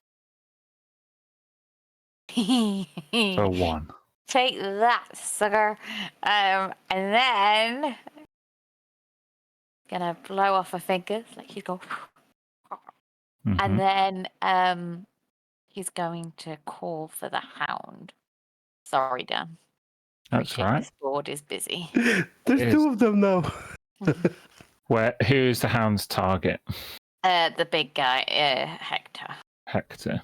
So I probably put the hound here, next to me, and I have to roll initiative. Oh, Marisha from thingy critical roll. She uses that a lot lately, and she doesn't know how to use it either. She doesn't know how to use it. No, she never specifies the target. You can specify your target. You've got to be within a certain distance of that target. You've got to roll it, and then the dog has initiative, and then on its turn, it can make the move to get there. It's complicated. All right. So is it going? Where is it going? Sorry. Just next to me here. Okay, hold on. Hey, houndy. And it is. What the hell is that? What the hell is that token? Sorry, Lucy. You usually ask what some of the details. Yeah. 43 HP and a medium creature. Thank you. but I've got to recall that too.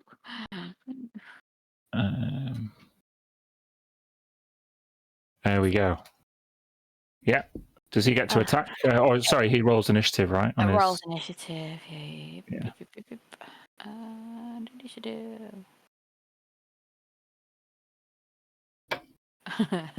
A good old 3. Good old 3. Well, that means he's going next. Come on, oh, it's red. Oh no, sorry, it's not next. Sorry, it's just gone to the bottom of the. Yeah, after red. End of your turn? Yeah. Cool. Red, you're up. Okay, yeah, I will.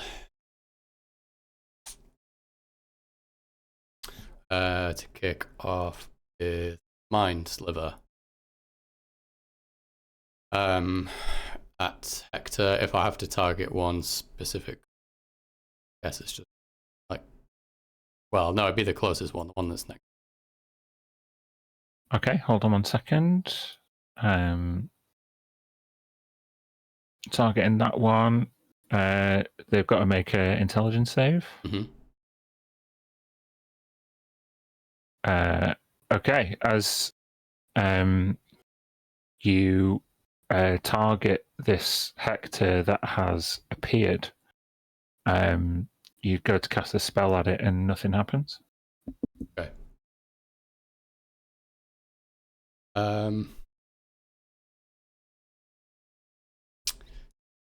Can I, with my movement, try and sort of like, just like wave my arm through him or try and barge through him?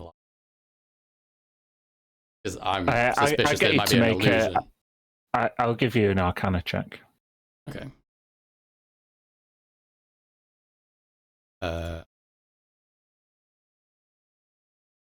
28. Oh yeah, with a 28.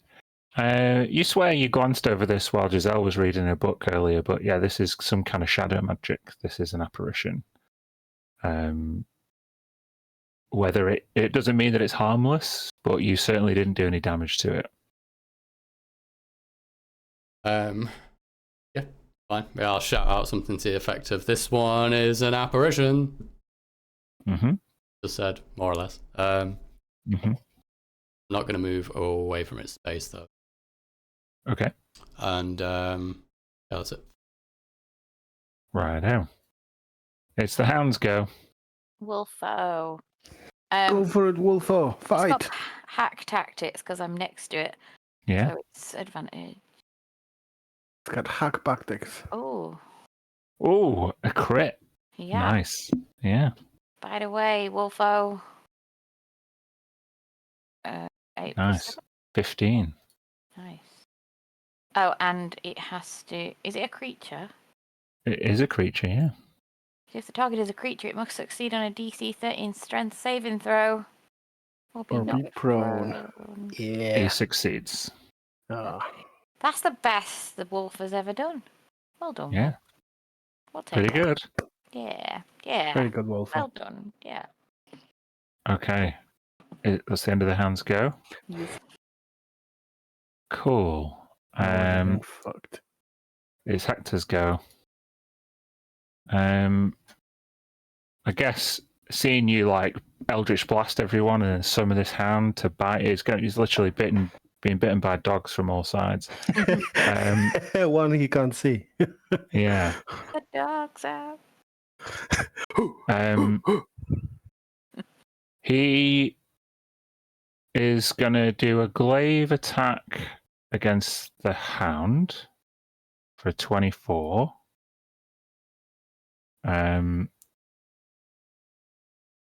The hound is going to take 16 slashing damage. He's then going to kind of use the back of the glaive to hit Max, which will also hit for 16. Oh, Max isn't on the turn order, so I'll add him next round. Let's say he was still a bit sleepy. Hold on. We can't lose Max. We gotta protect this dude. There we go. Lose us either. Well, yeah, but And then Giselle, as he does this kind of like 1-2 attack, he like spins it and points his glaive towards you. I want you to make a Constitution saving throw.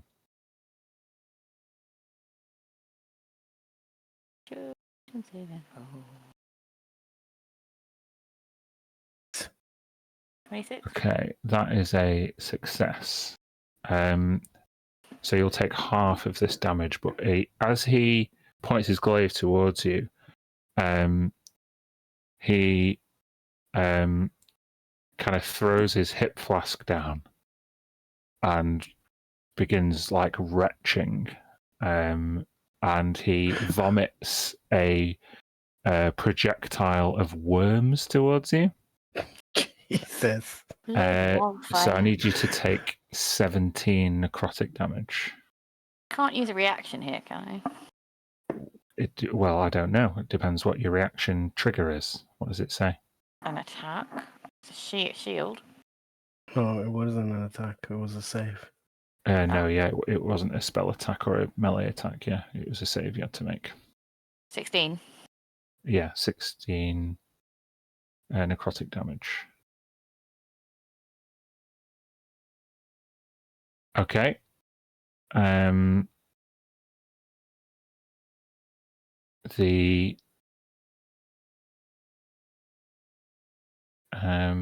that's that. The other two apparitions don't do anything just yet. As the swarms of books go, the one's going to go for Max. It's going to miss. One's going to go for Giselle. It's going to miss. And where are the others? One's going to go for Mia. 18, Mia, does that hit you? Yeah. Yes. Okay. Takes 6 bludgeoning damage.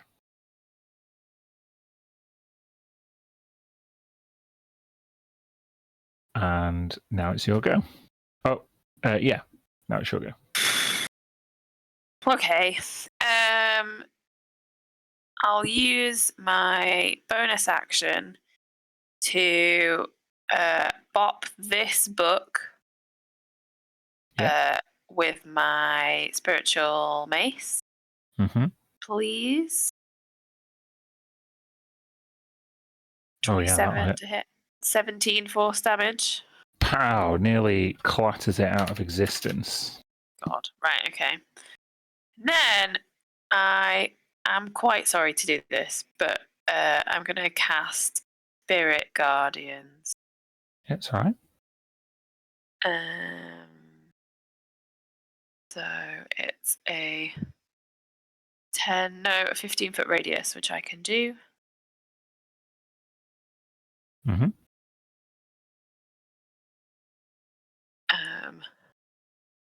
And then it'll just be, oh my god, everything when their turn comes up. Mm-hmm. Yeah, and that's it for me. Okay. At the end of your turn, Hector's going to take a legendary action, and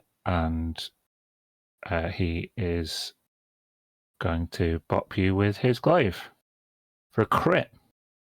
Huh. So. Oh, hang on. I've got something. I've got the Guardian emblem, so his crit can go Got it fuck attuned? himself. Yeah. Yeah, using your reaction. Yes. Okay, so it's just 14 slashing. All right. I need you to make a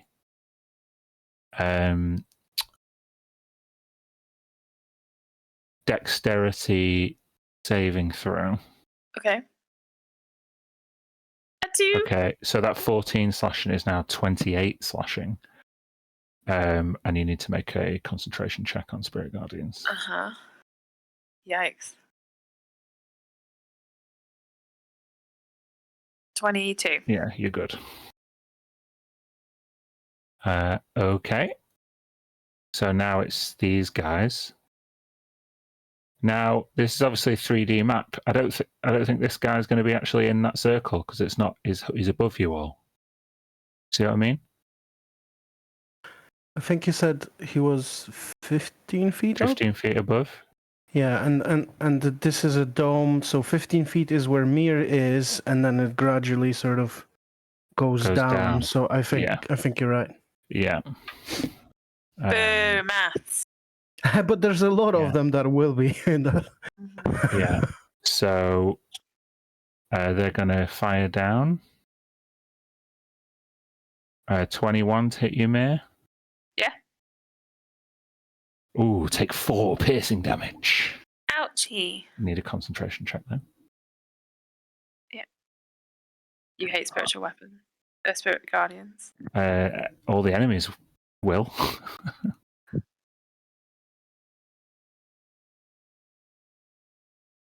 Woof, that was a close save. I'm still fine because I only took 4 damage. True. That was, wow. You rolled 2-3. The other one on top here is going to fire down. At me? Yeah. They hate you. Does a 20 hit you? Yes. Okay, take 16 piercing. And make that con save. Again, so close. Fine. Yeah. Okay. Battered though. Giselle, you're going to take 1. It's going to miss you. And Red, you're going to take 1. 20 to hit. Does that hit you? Mm-hmm. Only 4 piercing damage. Okay, so none of them were in that. Tilly. Okay, so my faithful hound is gonna try and bite this guy. Hector, 18 to hit. Is that gonna hit? No, it isn't. Okay. Invisible dog misses, so I guess the guy doesn't even know what's going on. As a bonus action, I'm gonna move my healing spirit over to Mir. Thanks. I think she needs it the most. It can go up to 20 feet, so I think that's all good. Okay. And I can see her. So that's a bonus action. And as an action, I think I'm going to try. For crap's sake, everything I have is concentration.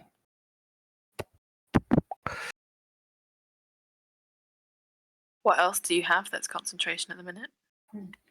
The spirit that's just that I just moved over you. Yeah, it's a good spell, but it's concentration. So I'm gonna try, hoping that in the darkest night, the light is what serves us. I'm gonna cast daylight in the middle of this room. Praise Lathander. Praise Lathander. Shine on. Basically center it on Hector, and 60 feet everywhere.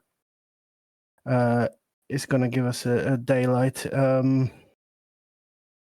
I'm not expecting anything, but I think these things probably like dark, so I'm gonna not give him that. And that's the end of my go. As this column of daylight erupts, you actually see the 2 other Hectors kind of like almost flicker in and out of existence momentarily, but they're still there. Shadow magic, yeah. Cool. Okay, that's it.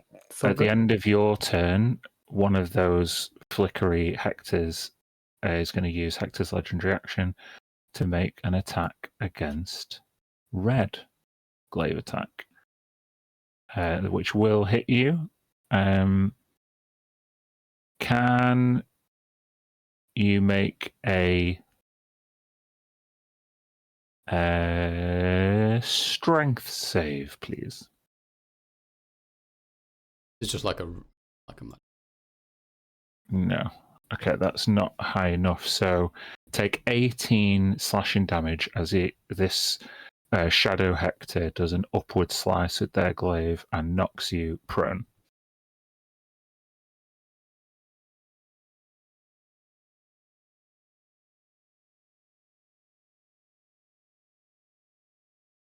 Okay, it's now Max's go. He needs to do something good.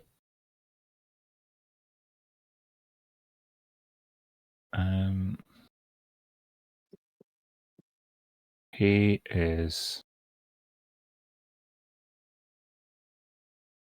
going to cast a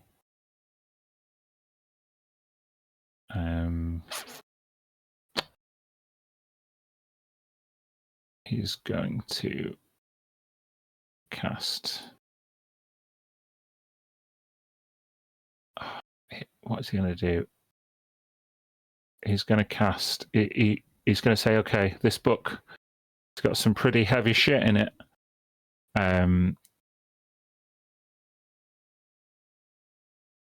He's going to point towards Hector and cast Power Word Pain. Nice. I've always wanted that spell in real life. Evil capacity. No, sorry, he's not going to do that. He would know how it worked, and he wouldn't do that because he wouldn't do anything to him right now. He's going to save that, and he's going to cast. Maybe this one seems appropriate. He's going to cast Crown of Madness. No, not Crown of Madness. Sorry, Tasha's Hideous Laughter. So it's a Wisdom save of 21 for Hector, which actually is not as good as you would think, which is going to fail. So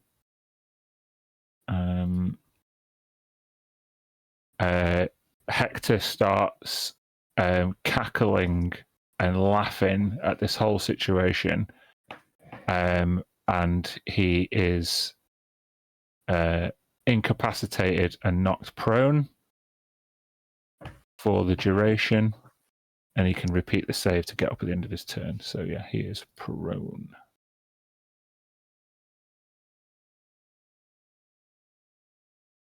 So yeah, Max just like strums this like discordant note, and Hector starts laughing and kind of falls back into like over the arm of the couch.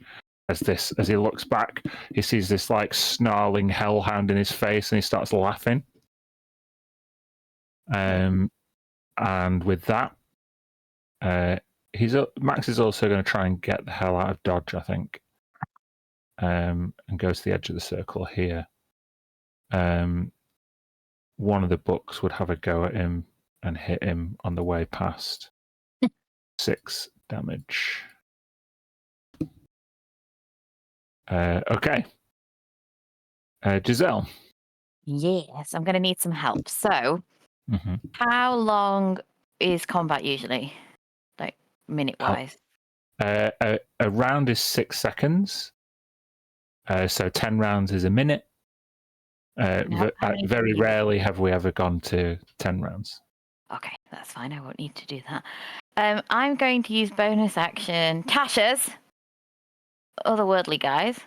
I'm going to use the upper planes, so I am immune to necrotic. Immune to radiant and necrotic and the charm condition. I'll get some wings on my back. I'll have 2 plus to bonus AC, and this is the bit I need help with. I can now do 2 weapon attack twice instead of once. But because it's weapon attack, I've got a short sword, and it says when you make a weapon attack, you can use your spellcasting ability modifier. And I just wasn't sure whether that is the +5 modifier I've got or the +11 spell attack.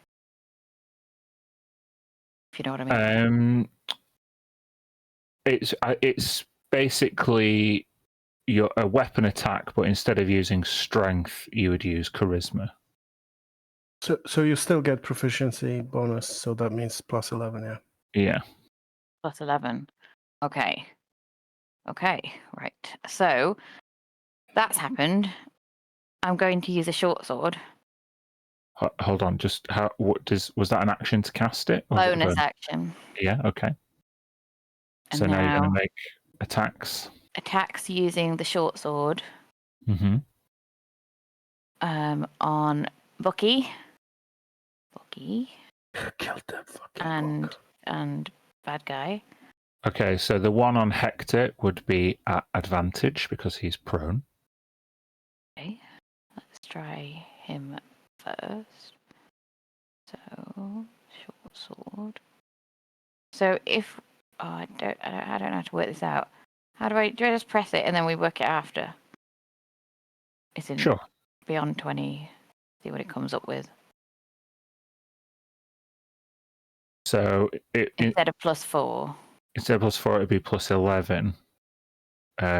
So it'd be an extra 7. There'd be 19 to hit with that. Oh no, advantage would be 21 to hit. Yeah. So 21 would hit. Roll damage. And take Genie's Wrath on that one. 12 damage. Okay. And we'll do that again for Book. Mm-hmm. Okay. So we'll do that again. Yeah, that hits the book. 10. It's the damage is also the plus as well. It says, maybe I just said that wrong on the last one. It says, it would be your charisma, or your charisma instead of your strength. Yeah. What's your charisma? Strength? What is your charisma bonus? Charisma bonus is +5. Okay, hold on. So it's only an extra 1 damage on Hector. Oh yeah. Because normally it's not strength; it's dex for short sword, and you've got a high dex. So yeah. And so it's an extra 1 damage on that 10 on the book, so 11 damage. Bonus action, 2 attacks. Didn't need sorcery points. Going to stay where I am. End of turn. It's weird that the game doesn't do it for me. No, it doesn't. Oh. It doesn't seem to think you're like proficient with short sword. I thought everybody was, but no, it's not. It's not a simple weapon, a short sword. I don't think. Oh, that's right. I know I've got it, and I'm not very good with it. Are you proficient on it? Are you in your languages and proficiencies? It should say weapons, short sword. Don't think so. No. Okay. That's why I've always. Because technically, looking at the spell description, it doesn't technically make you proficient with it. It does say it becomes magical, and then you can use your spell ability modifier for attack and damage rolls, but it doesn't actually make you proficient with it. Yeah, so it's not. It's not +11 then, is it? It would have been -6 to all the hits. Yeah, so actually, that hit on Hector wouldn't have hit. God, it's complicated. Yeah, it is that.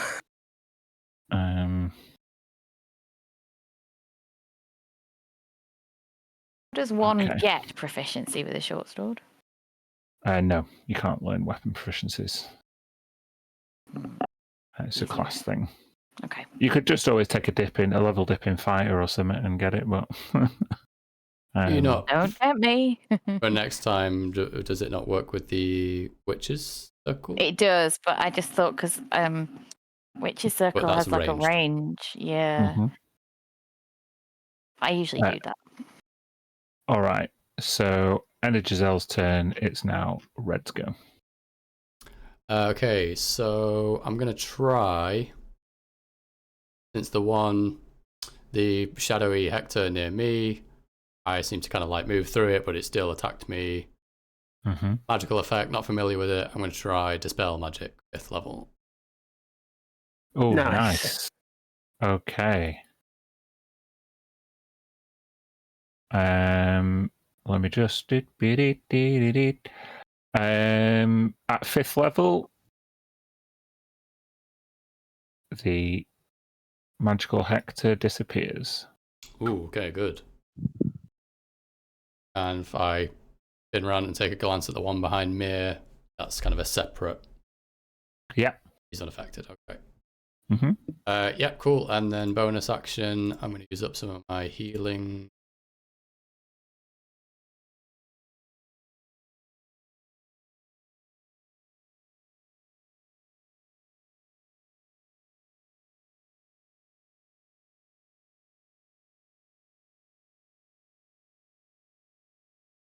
$17. Woo, thanks. She's holding on. And yeah, that's it for now. Okay. It's the hound's go at Hector at advantage. Lucy. Oh, sorry.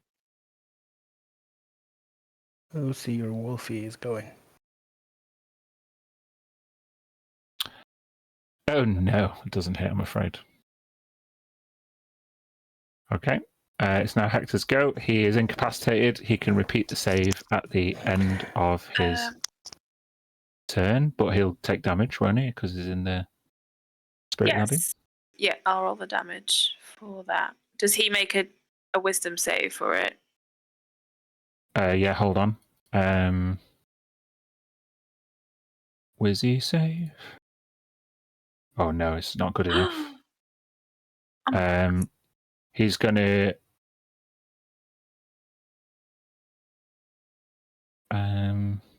is he gonna use his legendary resistance?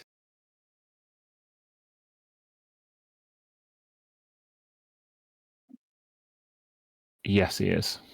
He's gonna succeed. Okay. Does he take half damage? Yeah, damage. half of 12, so... Ah, balls. I shouldn't have done that. Okay.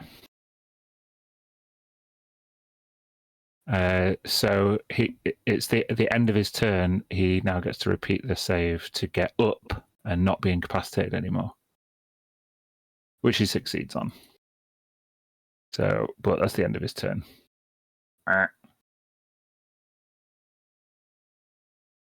So that was Max's spell. Yeah, it's Max's spell. Yeah. Hoi! Okay, it's now the books go. They need to make Wizzy saves. Yeah, all of them do, don't they? I think books are wise by default.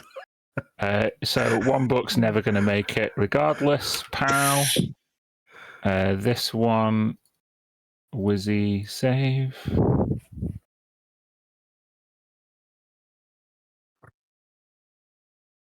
No, fails that. So that book's toast. Are you okay, Lucy? And that book's toast. Fine. Why? Swinging. Just a child today. Yeah. Okay, all the books just erupt in radiant fire in the midst of Mir's spirit guardians. Sweet. Cool. So now it's your go, I think. Yeah. I am going to use my... Take 25 healing. Oh my god, amazing. That's a good roll. That was really good. I'm also going to use my bonus action to drink... Oh, where is she? I've got a potion of fancy healing, superior healing. Mm-hmm. So I'll have that. Healing. Fancy healing. And then I'm going to do something that I've never done before. Hey. Run away. And I'm going to, like, close my hand into a fist and close my eyes and close my mind. And that means I automatically succeed on any concentration checks until the end of my next turn. Yep. You're using the Chained Libraries. That's blessing. my tattoo. Mm-hmm. Mm-hmm. Cool. And I'll stay where I am. Nice. So in a moment of quiet, you just focus on the spell that you've casted. Yeah. And yeah, those of you who can see Mia's tattoo, it kind of lights up in her hands as she clenches her fist. Cool. Now it's the evil, weird Hectors. Guess the ones above, one will fire at Mia still, and one will fire at Red. Hold on. Red, a 22. Does that hit you? Take 18 piercing damage. And Mia, a crit. I'll use my reaction to make it not a crit. Cool. Okay. Then it is 12 piercing damage for you. How many charges are left on your Guardian Emblem? 1. Okay. Right. Not wanting to enter the Spirit Guardians, this one spies you, Tilly, and pulls out the mace. Not the mace. And he's going to mace you in the face. They all chanting it. I'm part of CGS now, yes. Yeah. Hold on. Does a 19 hit you? Yeah. Yeah, okay. Take 4 bludgeoning and 9 necrotic damage. Okay. So 13 together. Yeah. As he bashes you in the face, he then closes the distance and puts his whole hand over your mouth.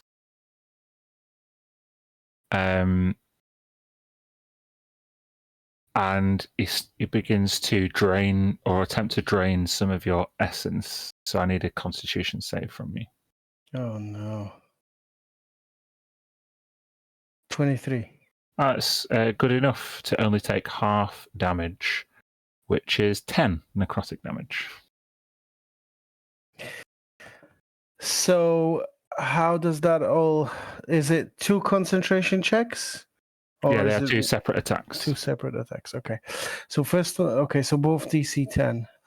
So first one, 19. Second one, 18. Okay, yeah. It's still Good. up the spell. Okay.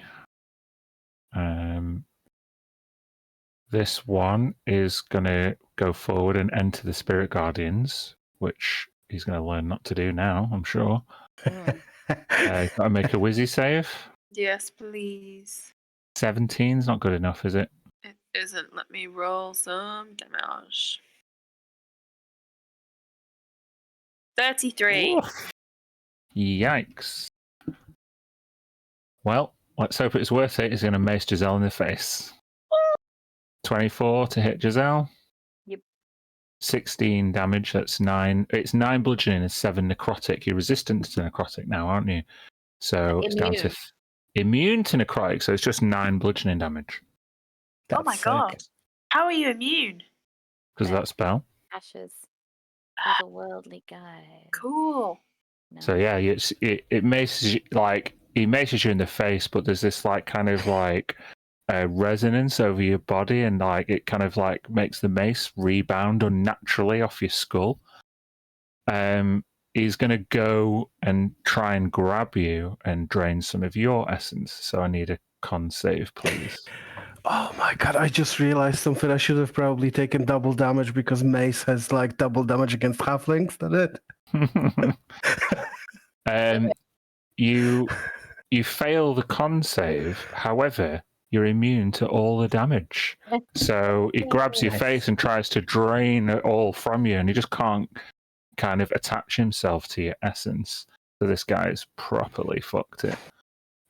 He's going to step back in kind of surprise. You can do an attack of opportunity if you wish, Giselle. Yes.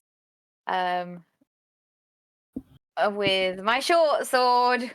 Mm-hmm. That would be magic at this point, but I don't know how to work that out. What happens? Fine, it's just a +5 instead of a +4, didn't we say?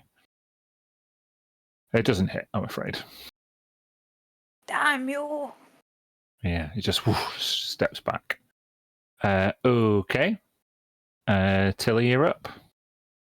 Okay, so my doggo, my fake Humphrey, is gonna eat Hector. Mm-hmm. That all right? Yeah. For 20 piercing damage. Oh, Fuck you, Hector. goodness. And I'm gonna try and hit the guy in front of me with a gust. So he needs to make a strength save 21. Mm-hmm.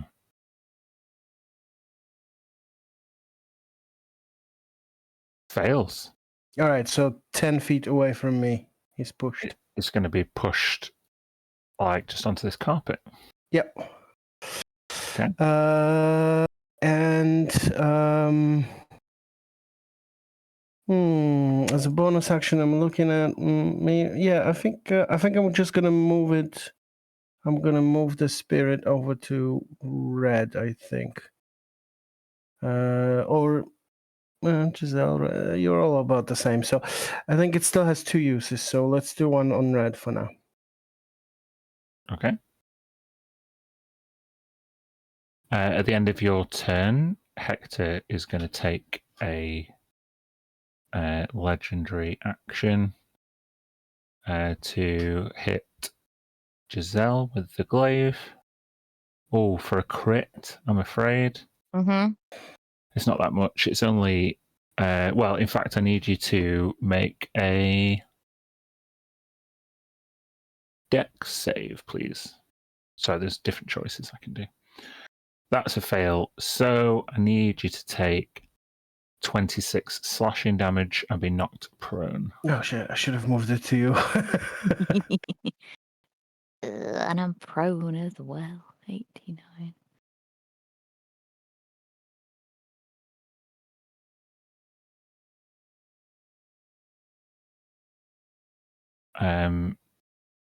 Is that it's now Max's go.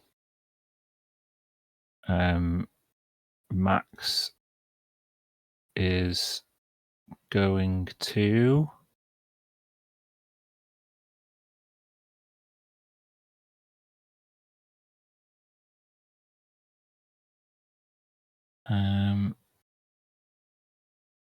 going to cast Healing Word as a bonus action for Giselle. Giselle, take 20 hit points. 5th level Healing Word. Ooh, I will. Thank you very much. Does he think something offensive during? Yeah, he's like, she was so weak. Yeah. Max is getting out of the Spirit Guardians, and he is going to try and climb up the stack. The acoustics down here are terrible as he goes to make a check to get up. Athletics. Yeah, he makes it up. And then he is going to, I'm sure, just do a cantrip where he will cast Vicious Mockery on this cheap imitation of Hector. And he'll do Good mockery. Good mockery, Dan. Yeah. You cheap imitation, you. Uh-huh. And then at the end of Max's go, Hector is going to use another legendary action to get. He can move without provoking opportunity attacks as part of his legendary action. He's going to get out of the circle and get behind Tilly. What? What?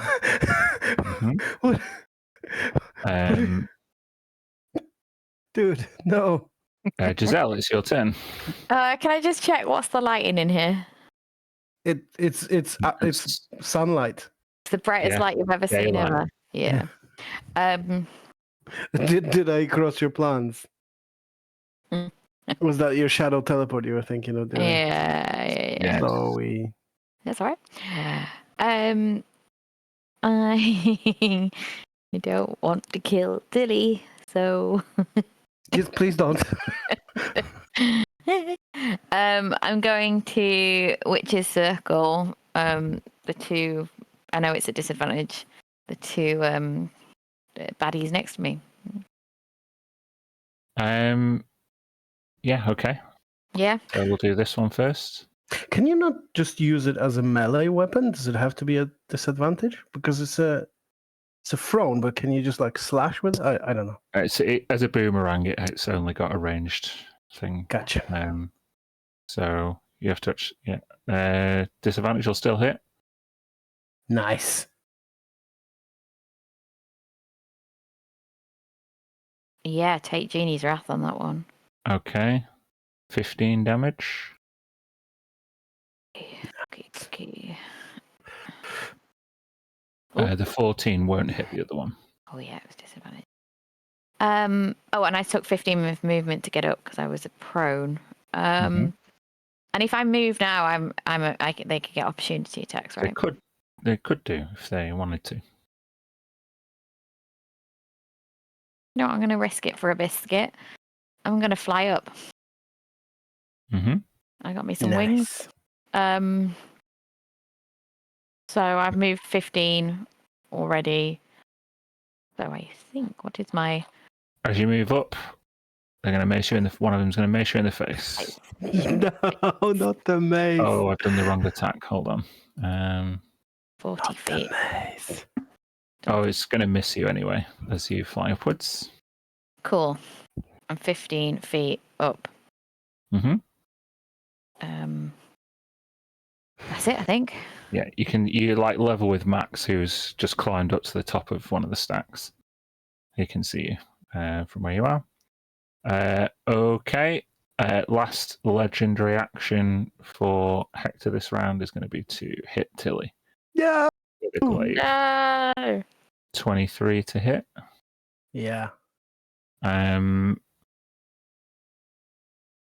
don't want you to make a dex save, please. Dex save. How about 15? I'm afraid that's a fail, so you'll take 22 slashing damage and be knocked prone. You got to make a concentration check. Yeah. DC 11? Give me 1 second. Dude. 15. Yeah, you're okay. Okay. As Giselle soars upward out of the Spirit Guardian's dome, Red, what are you doing? Take 22 healing, Red. Oh, well, yeah.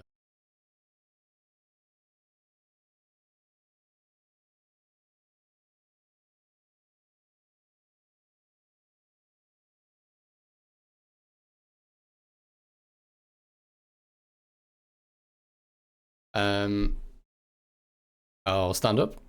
Got to do that last time. But it was okay because I was really need to stand. And I'm just going to do the same thing again anyway.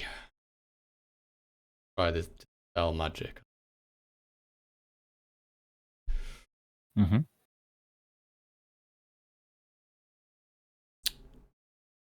Third level. Oh no, it's cast at 5th level. It's cast at 5th. Yeah, then it flickers in and out of existence momentarily before disappearing. Yeah. I'm happy enough with that. I'll probably Can I see Tilly from here? I mean, I've still got a little bit of movement. Can I be in You the... have to step forward one. Yeah, to see. is it okay to be in the same space as the... It's phantom. It's you can you don't even know it's there. You can't see it. No you idea. can't feel it. Mhm. Yeah. And mark off some healing dice again. Oh, wasn't there somebody in our team that could see in like ethereal plane or something? Was it an item or maybe? Then I don't know. Never mind. Yeah, Wasn't it was. me at this stage. It I thought it was was someone's Jidena's. Oh, the lantern. lantern thing. Yeah. Because I guess the dog would have been visible in that. But... 13 healing to Tilly. Ooh, thank you. That's really nice. As you receive some of Lathander's healing light, this isn't a bonus action, but Hector bends down to you, Tilly. Says, I know about the deal you made. There's no hope for you. Going to Pandemonium is folly. It's a fate worse than death. You've already given up. That is worse than death. Cool. It's now the Hound's go. Who I guess is going to pursue Hector. Yeah, he is. He is. You can move him, I think. Okay. Woof, woof, woof, woof. Ruff, ruff, ruff, ruff. He's gonna fart. How do I turn him around? Where's the I've done it. Okay. Okay, good. Let's go. Hang on, is Tilly next to within? Yes. I'm not threatening though. Yeah, you're not engaged with him. He's just run up behind her. So yeah, no pack tactics, I'm afraid. Okay. Bite. 10. Doesn't hit, I'm afraid. Wolfo, try harder. End of your turn? End of Wolfos. Right.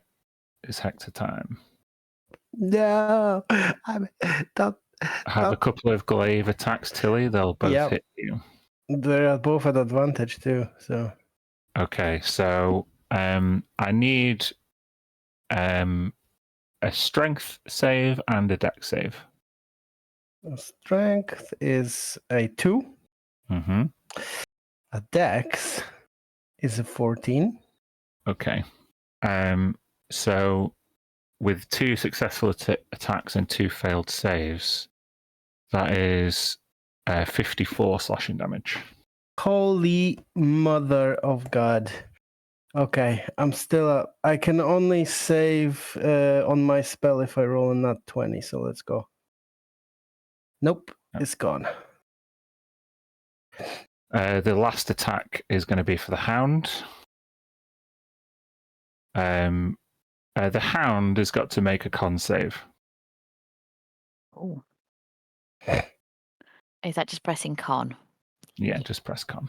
Yeah. Okay, that's a fail. So it takes 33 necrotic damage and is paralyzed as Hector slashes down repeatedly on Tilly while begging her not to go to Pandemonium. As then the Hound kind of leaps up to defend Tilly. He vomits a load of worms all over the dog. Great. That's the picture of vomiting. Yeah. So it's 30. You should be able to adjust the token 33, and then they're paralyzed, I'm afraid, until the end of Hector's next turn. Hector's next. Okay.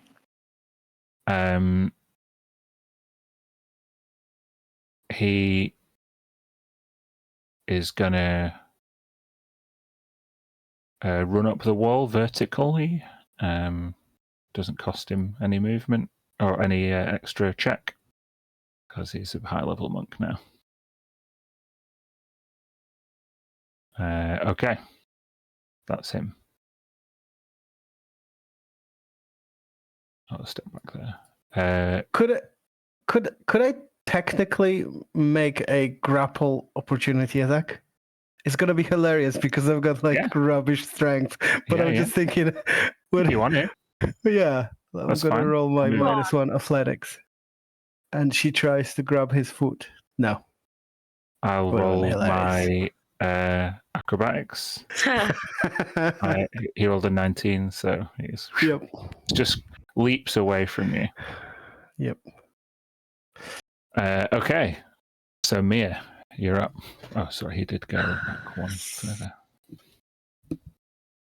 Okay, I am gonna hurtle down this sofa to bring these dweebs into my spiritual guardians. I'm gonna use my bonus action to move my spiritual weapon over here and fucking bop this one. Mace him in the face. Yeah. Can this episode be called Mace him in the face? Yeah. I think it has to be. 17 to hit. 17 just hits. These 15 force damage. And then seeing the state of Tilly on the floor, I will cast heal. Nice. For 90 healing. Thank you. Nice. Right, let me just take this token off red. Yeah. That's me done. Okay. It's now these chumps go. The two of them now are in the sphere. These two. So it's a Wizzy save. It's a Wizzy save. Is it what DC is it? I think it's a 20. When one succeeds and one fails. So one takes 26 and one takes 13 radiant damage. Okay. The one that just got bopped with the spiritual weapon is looking rough. Okay, now they can do stuff. This one is going to come up to you, Mia.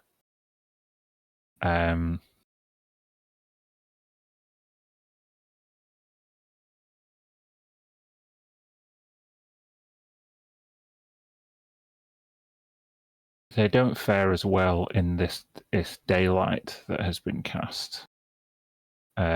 So their attacks don't seem as effectual. Of the two attacks of the mace in the face, only one will hit. Okay. So that is 5 bludgeoning and 7 necrotic. That's 12 damage. Just need to make a con save, DC 10. You're fine. This one is going to go up behind Giselle, do some macing. Does a 17 hit you, Giselle? Not if I react with shield. Boom! 5 extra hit points. 5 extra AC. Sorry. Okay, then it goes to mace you twice and just ding, ding. Okay.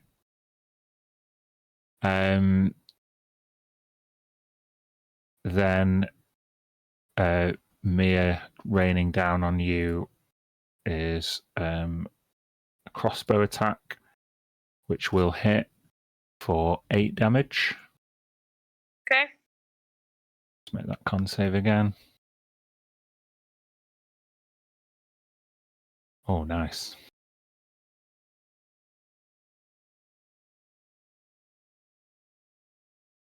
Okay, that is.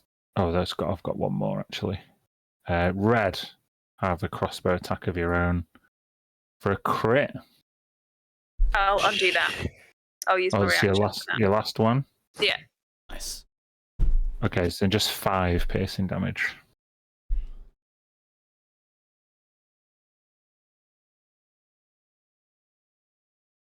Alrighty. Tilly, you're up.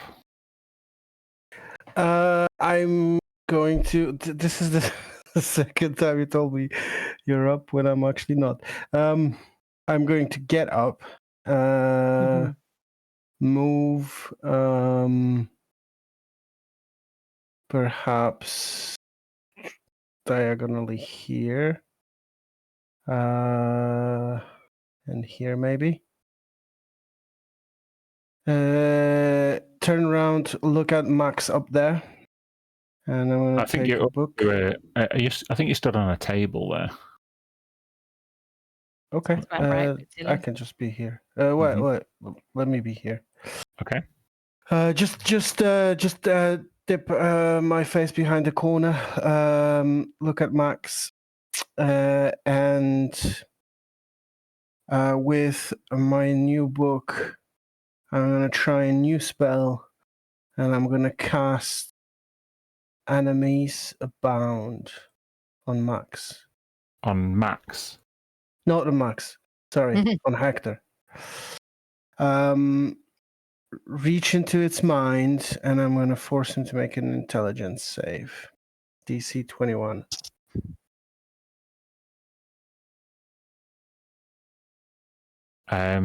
He seems unaffected as you creep into his mind. Okay. Nothing that you can conjure in terms of abject horror compares to the things that Hector has seen. And he just I was trying to use an image of a cubic gate, but I guess he's done with that for now. That's so weird to hear Tilly doing something like that. It's like a well, it's a new spell that I received. It's not directly damaging, but it would confuse him into not attacking you, which I think is on the edge there. It's probably not something she's used to. I agree. Just feels weird to hear. But it doesn't. Yeah, it doesn't. I guess it doesn't technically cross the line. So she was trying it. So that's gonna be, that was an action to try that. And does this thing cost an action or a bonus action? No, action. Okay, yeah, I'm good. I'm done. Okay, as a legendary action on your turn, Hector's going to be like shouting back to you. There's nothing you can scare me with that I haven't lived through already. And with that, a spectral Hector appears next to you, Tilly. Damn it, you bastard. And the same thing just behind Red. Oh no. We have to take him out. He's gonna just keep bringing them back. So it's Max's go now. Max is going to cast that power word pain again, but this time on someone that'll hurt. So it's a con save for the Dark Hector, which is just going to fail. Hold on.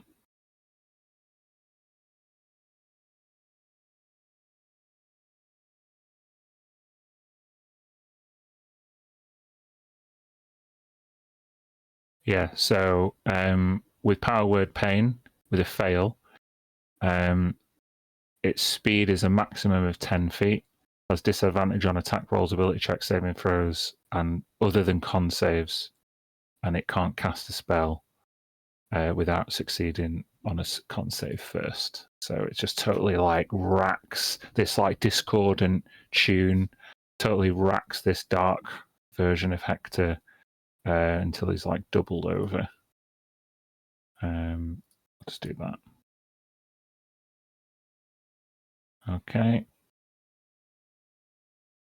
At the end. Oh no, he can't do that now. No, Giselle, it's your go. Yep. Okay. Some more complications. I can attack twice with Witch's Circle. I'm 15 up in the air. I also think I can use sorcery points for quickened to turn a bonus to turn an action into a bonus action as part of my sorcerer. Is that all making sense? You can cast a spell that is an action as a bonus action using so if quicken, I cast... but you can't quicken a short sword attack. No, we're good. But I can do the attacks with the Witch's Circle as the action, and the Eldritch Blast as bonus as action. the bonus action for 4. Yeah. Okay. That's an awesome way of using it. Yeah. Okay, I've never joined them together like that before. Okay, so we're gonna do either side of Giselda for the Witch's Circle. Okay. Yep. Okay, let's do that. Oh yeah, they both hit. Okay. You roll so well on every attack. Let's take the 6 on the bottom one there for the Genie's Wrath. So 12 and 21. 12 and 19. 12 and 20. 9, thank you. 12. Oh, okay. The one on the right gets totally destroyed with the Eldritch Blast rather than the... Oh, no, sorry, with the... it's only the Witch's Circle it's done. He's gone. See ya. One on the right. Yeah. Go. Oh. Pow. And then we will go Machine gun. machine gun. Is that a Hector up there? Fake Hector? That one. Factor. It's a factor. Factor. Fact. Swear word. He's such a factor. Irish accent. I am going to Eldritch Blast the 4 that are sort of around Giselle. Okay. Alrighty. For 2 sorcery points. Sorry, which one? Just tell me which one. This one. Okay. This one. No, do it one at a time. Okay, but that's the way I'll go. Okay. So one, yep. So we'll start with the top. Eldritch Blast. That one. Does not hit. Does not hit. Okay. Next one is the one nearest to her. Does not hit. I'll use my reaction for that. Okay. You can re-roll that one. 26. That hits. Yeah. Okay. You can't just 8. This one. 19. Yeah, it hits. Okay. 7. Oh. Okay. Yeah. And final. Just Vector. all the stuff flying around, Witch's Circles, Eldritch Blasts. 6 different attacks, which is pretty cool. For the cost of 2 sorcery points, which is not bad. 25. Yeah, that hits. And 8 on the one just below red. Just goes straight through him. Oh, okay. Okay. Well, good to know. Okay. That's it, I think. Real Hector is behind the bookcase there.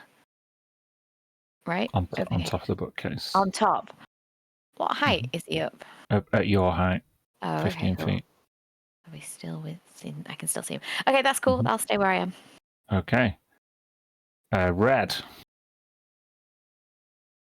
Can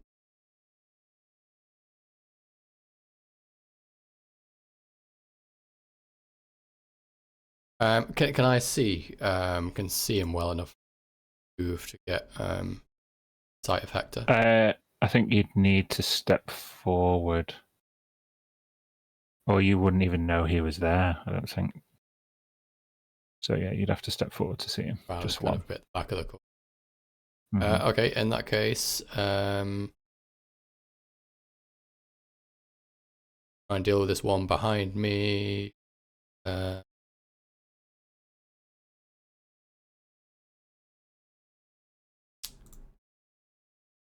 Okay, let's try. I'm going to try Frostbite on the Shadow Hector. 1 sec. We say the shadow, the one behind you here. Sorry, yeah. Yeah. Shadow Hectors, fake Hectors. Too many different Hectors. They fail the save. Okay, good. Is 12 cold damage and disadvantage on the next weapon attack roll it makes before the end of its next. The cold damage, it doesn't seem to take. Okay. Just blows straight through him. Well, I won't ask about the disadvantage because I'd have to find out. My intention was to move after that, so way. They will take an attack of opportunity.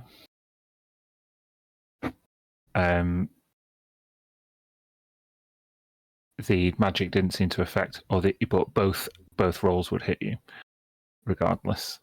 So I need you to make a strength save, please. Oh. No. So you would be knocked prone where you are, and you take 32 slashing damage.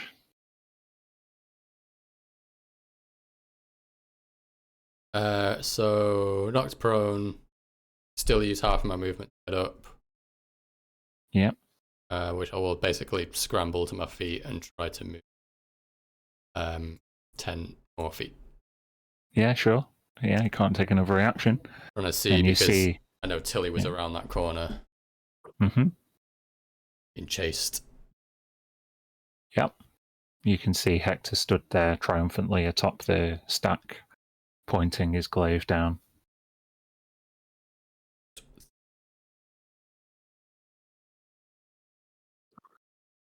Do you know what? I'll heal in light myself.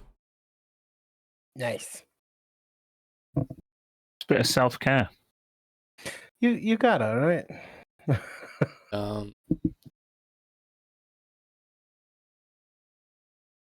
Poor doggy. Yep. Okay. That'll be it for now. It's now the hound's go. No, he's petrified. Oh yeah, he's paralyzed until the end of Hector's next go. Or paralyzed. Paralyzed, yeah. It's got worms. Your dog's got worms, dude.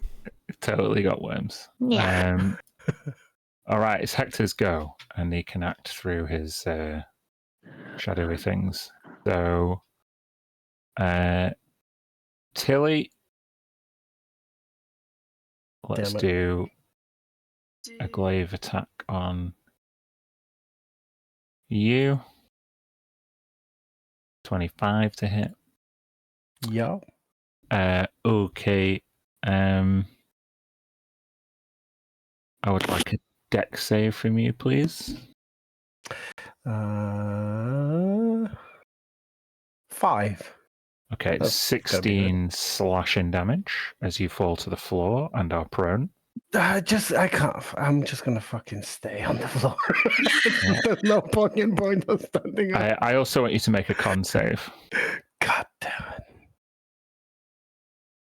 7. Oh. This Shadow Hector is going to vomit his own torrent of worms over you. So you take 33 necrotic damage and are paralyzed until the end of Hector's next turn. Nice. Nice. Against a paralyzed target, is it auto crit? I believe so. Yep. Let me just check. I'm pretty sure it is. You leave the dog alone. Because you're incapacitated. Yeah. When you're paralyzed, you're incapacitated. Oh wait, incapacitated can't take actions or reactions. Auto fails dex saves. Paralyzed. The last thing on paralyzed is any attack that hits the creature is a critical hit if the attacker is within 5 feet of the creature. Yeah. Okay. So you auto fail the dex save because you're paralyzed. You take the damage and it becomes a crit. So. Well, I guess the crits would be only on attack rolls rather than like anything that would have caused save. Yeah. No, it's damage. The damage dice. It's just a consequence of it. I get to choose between 3 things that happen as a consequence of the attack. Okay. So it would be 32 damage for the crit on the final attack for Hector. Ouch. Okay. Now the dog is no longer paralyzed. The hound. Sorry, one thing. The Hector that's near me, because that's in the Spirit Guardians, did that need to make a Wizzy save? Or is there no point because that takes no damage? Yeah, there's no point. Sorry. Fine. Okay. But now it's your turn. Okay.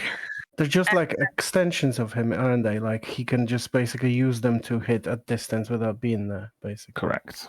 All right. I will move my spiritual weapon to here and pop this one. Okay. With it. I'm going to mace it in the back of the head. Mace it in the back face. Yeah. Mace it in 28 for a 14 damage. 14 damage. He's looking real rough. Cool.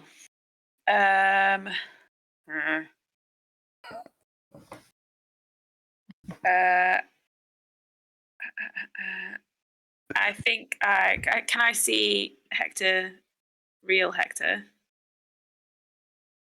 Just about, yeah. Okay. I am. If you're still stood on the sofa, yeah. Yeah, I'm still standing on the sofa. I'm gonna hit him with a guiding bolt, or try to. Guiding bolt. 27. These crits that could have been. Yeah, will hit. Yeah, it's just telling me to use my inspiration. So 27 radiant damage for Hector. Okay. He can't take his glaive up in time, and he gets hit with this radiant damage, and he's kind of glowing with this radiant aura now. Next attack on him is the advantage. Is that the end of your go? Yes, thanks. Okay, at the end of your go, he's going to do a legendary action. He's got a 10-foot reach, so this Hector is going to hit you, Mia, with a glaive attack. The 31 will hit you. Make a...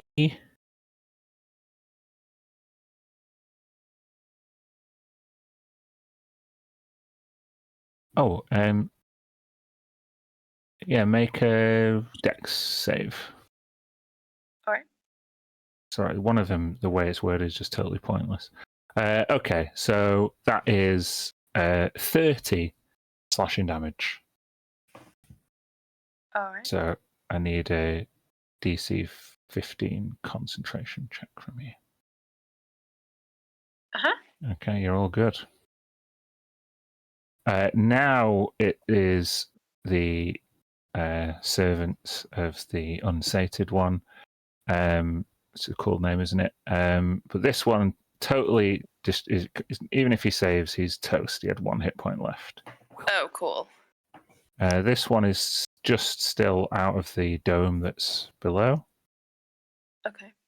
But he'll probably take a wary step back before firing down at red. Probably. But it's going to miss with that shitty roll. This one's got 10 feet of movement. He's going to start the long journey towards Max. He can't do fuck all from here either. So, yeah, he's going to try and fire towards him, but this attack is at disadvantage. Which will miss. Okay. Tilly. Paralyzed. Oh, yeah, paralyzed. Cool. Now it's Max's go. Max is going to say "fuck it" and cast lightning bolt.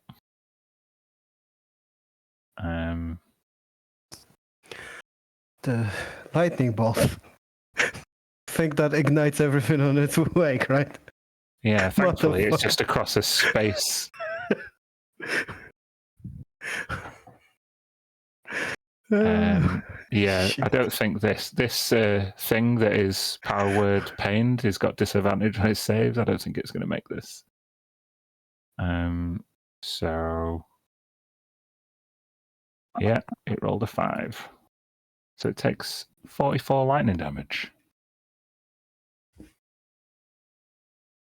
Boom. Nice. Straight into his central mass. Okay. At the end of Max's go. Last legendary action, I think. Yeah, let's not pull any punches at this level.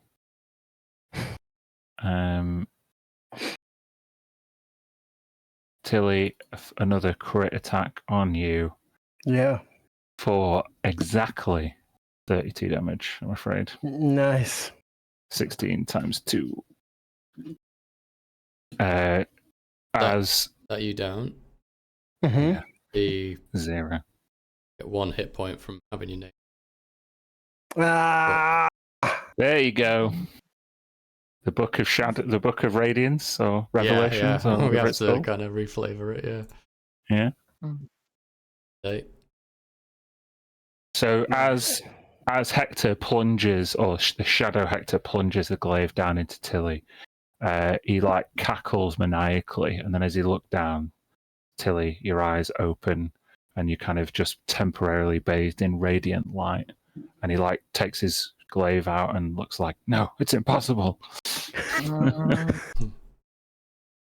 And I think we're up to Giselle. I'm going to do exactly what I did before, but all of it is going to be aimed at real Hector. Real Hector. Not Hector. Not what's Dark the Door. range on your Witch's Circle? Not Doctor. Witch's Circle is 60. This has Eldritch advantage. Blast. Yeah, the 100. first attack will have advantage. Nice. Well done. Let's do Witch's Circle. Crit this motherfucker. Yes! Yeah! Crit. Let's see what that damage does. Yeah. Take Jeannie's wrath on that. Okay, so 14, 26, 33 damage. It looks like. I'll go with that. Nice. Quickly. So that's just the first attack there. Good. Yeah. 33 damage. Wow. Do another one. Never crit, no. Yeah, that'll hit. 16. And now for the 4 Eldritch Blast.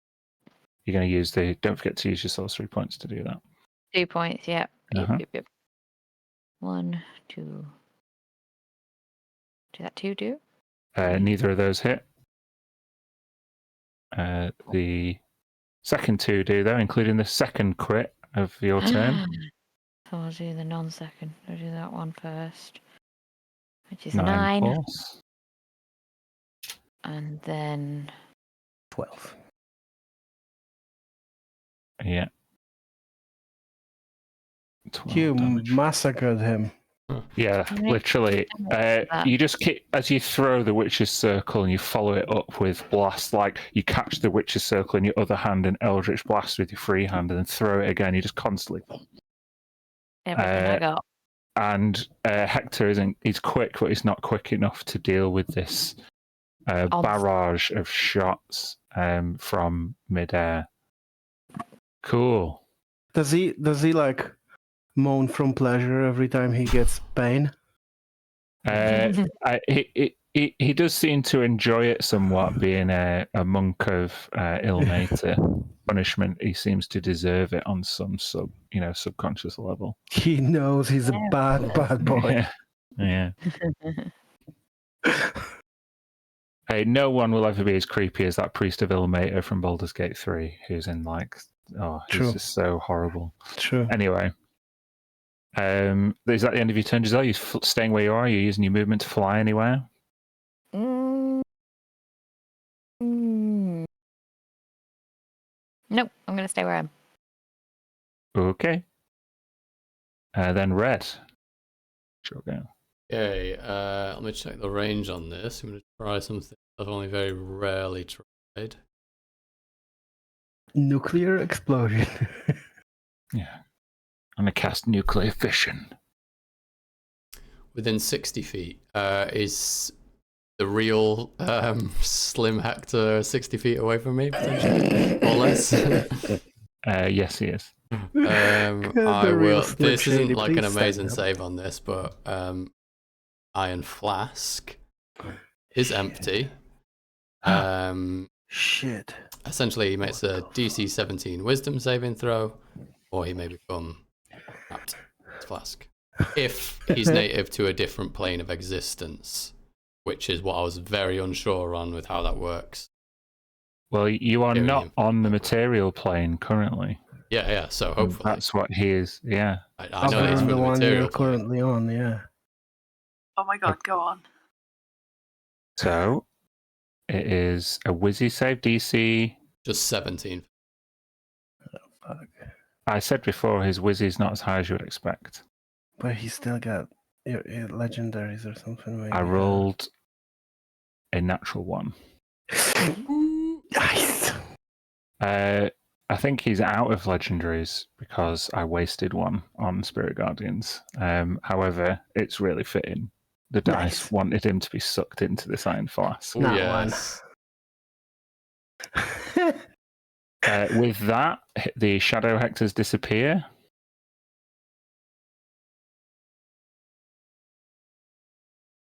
And yeah, there just seems to be these two chumps left. Is that the end of your turn, Red? Amazing. I'll just turn and look at Mira for like a kind of bewildered, like, oh my god, I like us. Can't believe that worked. And I'll use my last 3 healing. No. It should be Tilly. Something else. 7. Oh. Thank Probably you. not, but it's something. Yeah, that's it. That's better than it was. Okay. Now the hound's target no longer exists. So I think the hound disappears, yeah. It's not going to try to get inside the flask. Just barking at the bottle constantly. Okay. So Hector is he just trapped there forever? He is. Right, until you decide to take him out. It's even better though. For 1 hour, he's our friend. Yeah, if Have we you let seen him that out, bit? he's friendly. Yeah. Cool. What a great item. Yeah. Okay then, Mia, you're up. Okay. You can see one chump like backed away from you earlier and fired an arrow down at Red, and this other one is literally like crawling towards Max. Okay.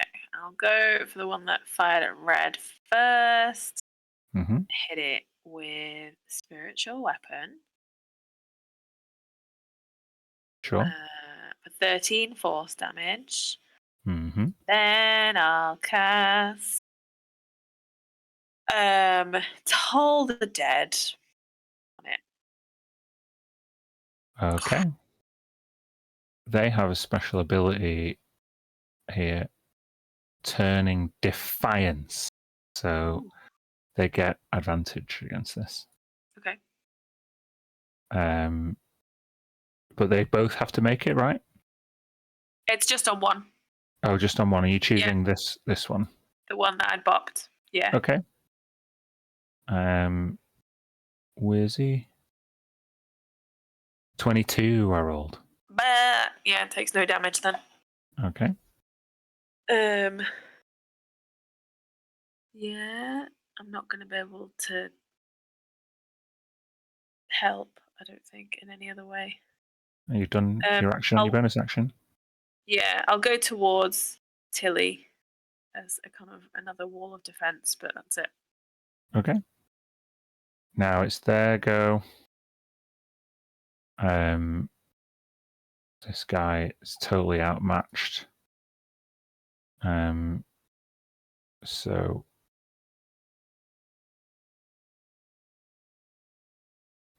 you can see he puts like some of his shadow essence where he would usually grab someone's face with it. He kind of imbues his crossbow bolt with some extra power. Mia, does a 16 hit you? No? Well, fuck that guy then. And this guy, 1, 2, is going to try the same thing on Max, which isn't going to hit. Cool. These guys are totally useless now. Tilly. Don't say you're up. I'm gonna stand up using Mir as help to get up. I'm gonna hit myself with a little heal spell. Mhm.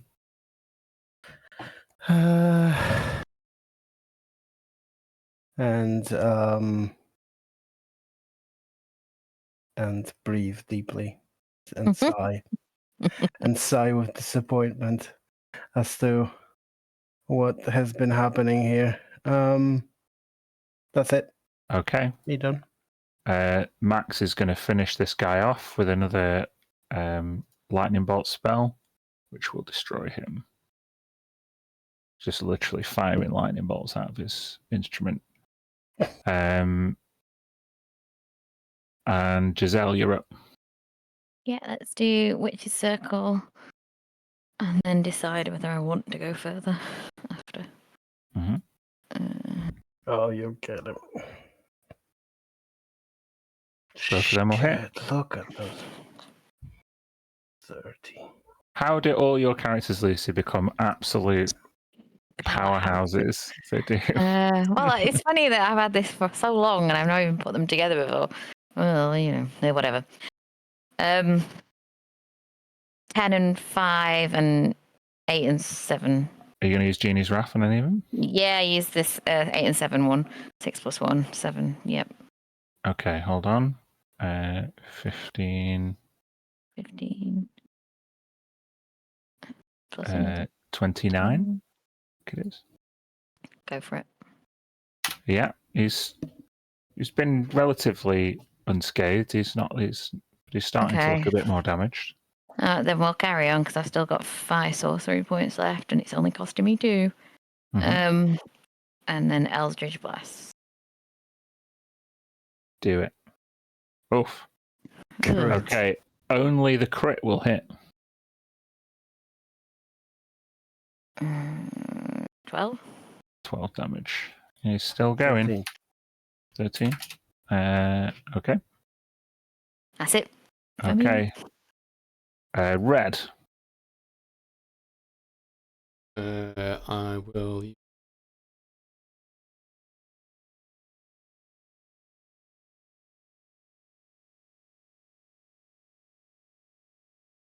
Liquid Flame? Sure. I can't remember if these ones necessarily have good dex. It's a dex save anyway. Okay. No, the dex isn't that great. Should be 22. I rolled a 15, so they failed, and he only had 20 hit points left. So you consume this Dark Servant in Radiant Fire, as now that you have defended against Hector's ambush attack, the Scriptorum falls silent.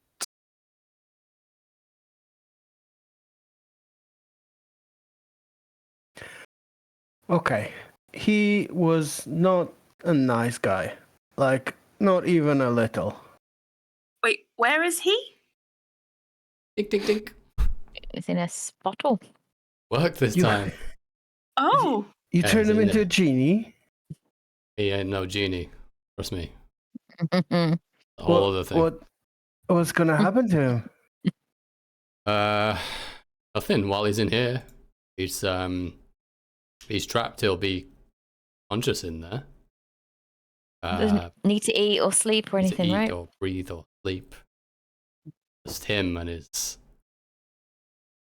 sane ramblings, his mind. All right. Oh, no. Okay, I don't. Quite torturous. I don't want to. Hellish. I don't want to be a party pooper because he almost killed me here. But that sounds like the absolute worst thing that he could have experienced after escaping pandemonium. Well, He'd sort of wish it on us. It's what he deserves. What happens if you let him out? Can we rope him or something? Or well, when I found it and from studying it, there was a creature in it when I first had it, and it was friendly to me. The effect of the bottle has that for just a short while, he'll be friendly, should listen to commands. I don't know, I can't guarantee it with this guy. Wait, so do you mean to say that if we ask him questions about who the frogmen and stuff like that, he will tell us everything he knows? Yeah, basically. Oh, wow. And then if he's still got soul left in him, we can just incinerate him on the spot, and I'll snatch that up as well, and we'll ask him even more questions. Okay, maybe we'll talk about that bit later. But I do enjoy the fact that. So he's. I do like the fact that. Can I ask, John? Can he also be compelled to fight alongside you? Let me read it, but I don't. He's friendly. He's friendly. You can't ask him to do stuff that will obviously harm him.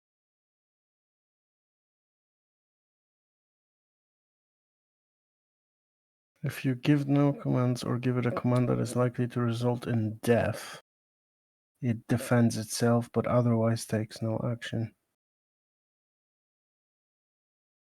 It's only for that 1 hour though. It obeys your commands. And, you could get him to fight the curator alongside. If he doesn't feel that it's likely to result in his death, I suppose it depends on how confident he is and how well he can fight. That has to be the worst thing that we could ever do, ever. I'd just change my alignment to super evil Tilly from then on. We're not doing that. I like the idea of finding out stuff from him. Yeah, I'm not letting him out yet, though. True. We need to know that. Right, here's the plan. We sleep, we let him out in the morning, and then we talk to him. Yeah, do you think it's safe in here? What happened to any of the yellow librarians? Whoever was here before, and I think they're tied up in like the back rooms. Okay, can we search the closets? Yeah, maybe. The broom closets of this room. We just want to help you rent out literature. Well, this book I found before, it has a spell to create like a sort of safe resting space, but it's kind of planar travel related, so it might be bad. So, but I could recast the dog that you couldn't see, and that like will wake us up if something dog I couldn't happens. see. What the hell are you talking about, Tilly? Have you not noticed them like being bitten for no reason in the space next to it? Maybe didn't catch it. There's a spirit of Humphrey here with us right now. I can see him. Yes, he's in the room I'll with just us. kneel down to Tilly and put my hand on her shoulder and be like, "Of course, Tilly." In a way, I was thinking the mirror, the idea, but we didn't get a chance to use it. But you had the idea of using it. We don't need it on him anymore. But if he only just made that copy of the books and he gave it away to someone, the curators lackey or whatever, however he said it, then Uh-huh. maybe we can use it. I pull out the mirror. And focus on that well, object. One of the copies, because they were only made recently, so there's a pretty decent chance we might see them getting handed off to some. Oh, that's the only thing that's happened in their Smart. short lives. Mm-hmm. Yeah. And I guess DM maybe have to clarify. We got the impression that when we got here, we were actually waiting for them to be actually finished copying. Or I mean, I suppose he could have been stalling for time, but I think he was lying. yeah. If you want to get the mirror out and focus on the copy of the Codex Eternus that was made recently, then we can end on that scene if you want. Yeah. Well, Great idea. as you are kind of dusting yourselves off, you see no sign of any other librarians. You seem to be in relative solitude and silence for now. The spectral fireplace is still glowing with some kind of false warmth, and you kind of sit down and you bring out the mirror of the past. Yeah, you know that it can only look into a random time in the object's history, but if the object is fairly new, that narrows it down to either where Max might have taken it or who he might have taken it to. And you look into the mirror. You see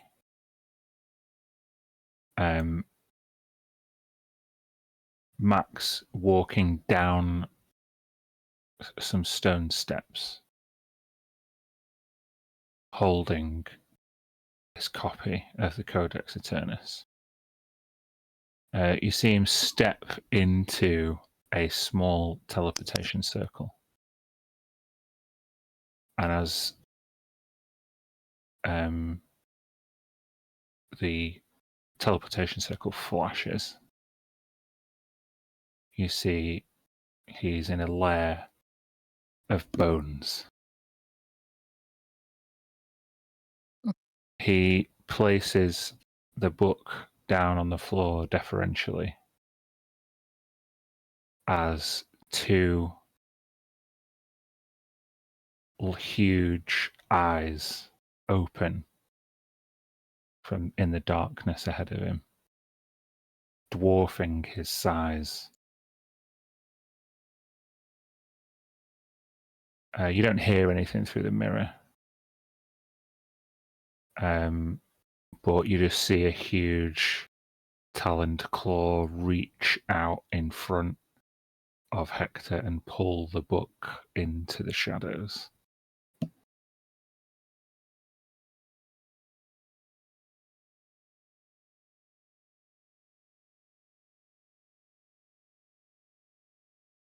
And that's where we'll end the session.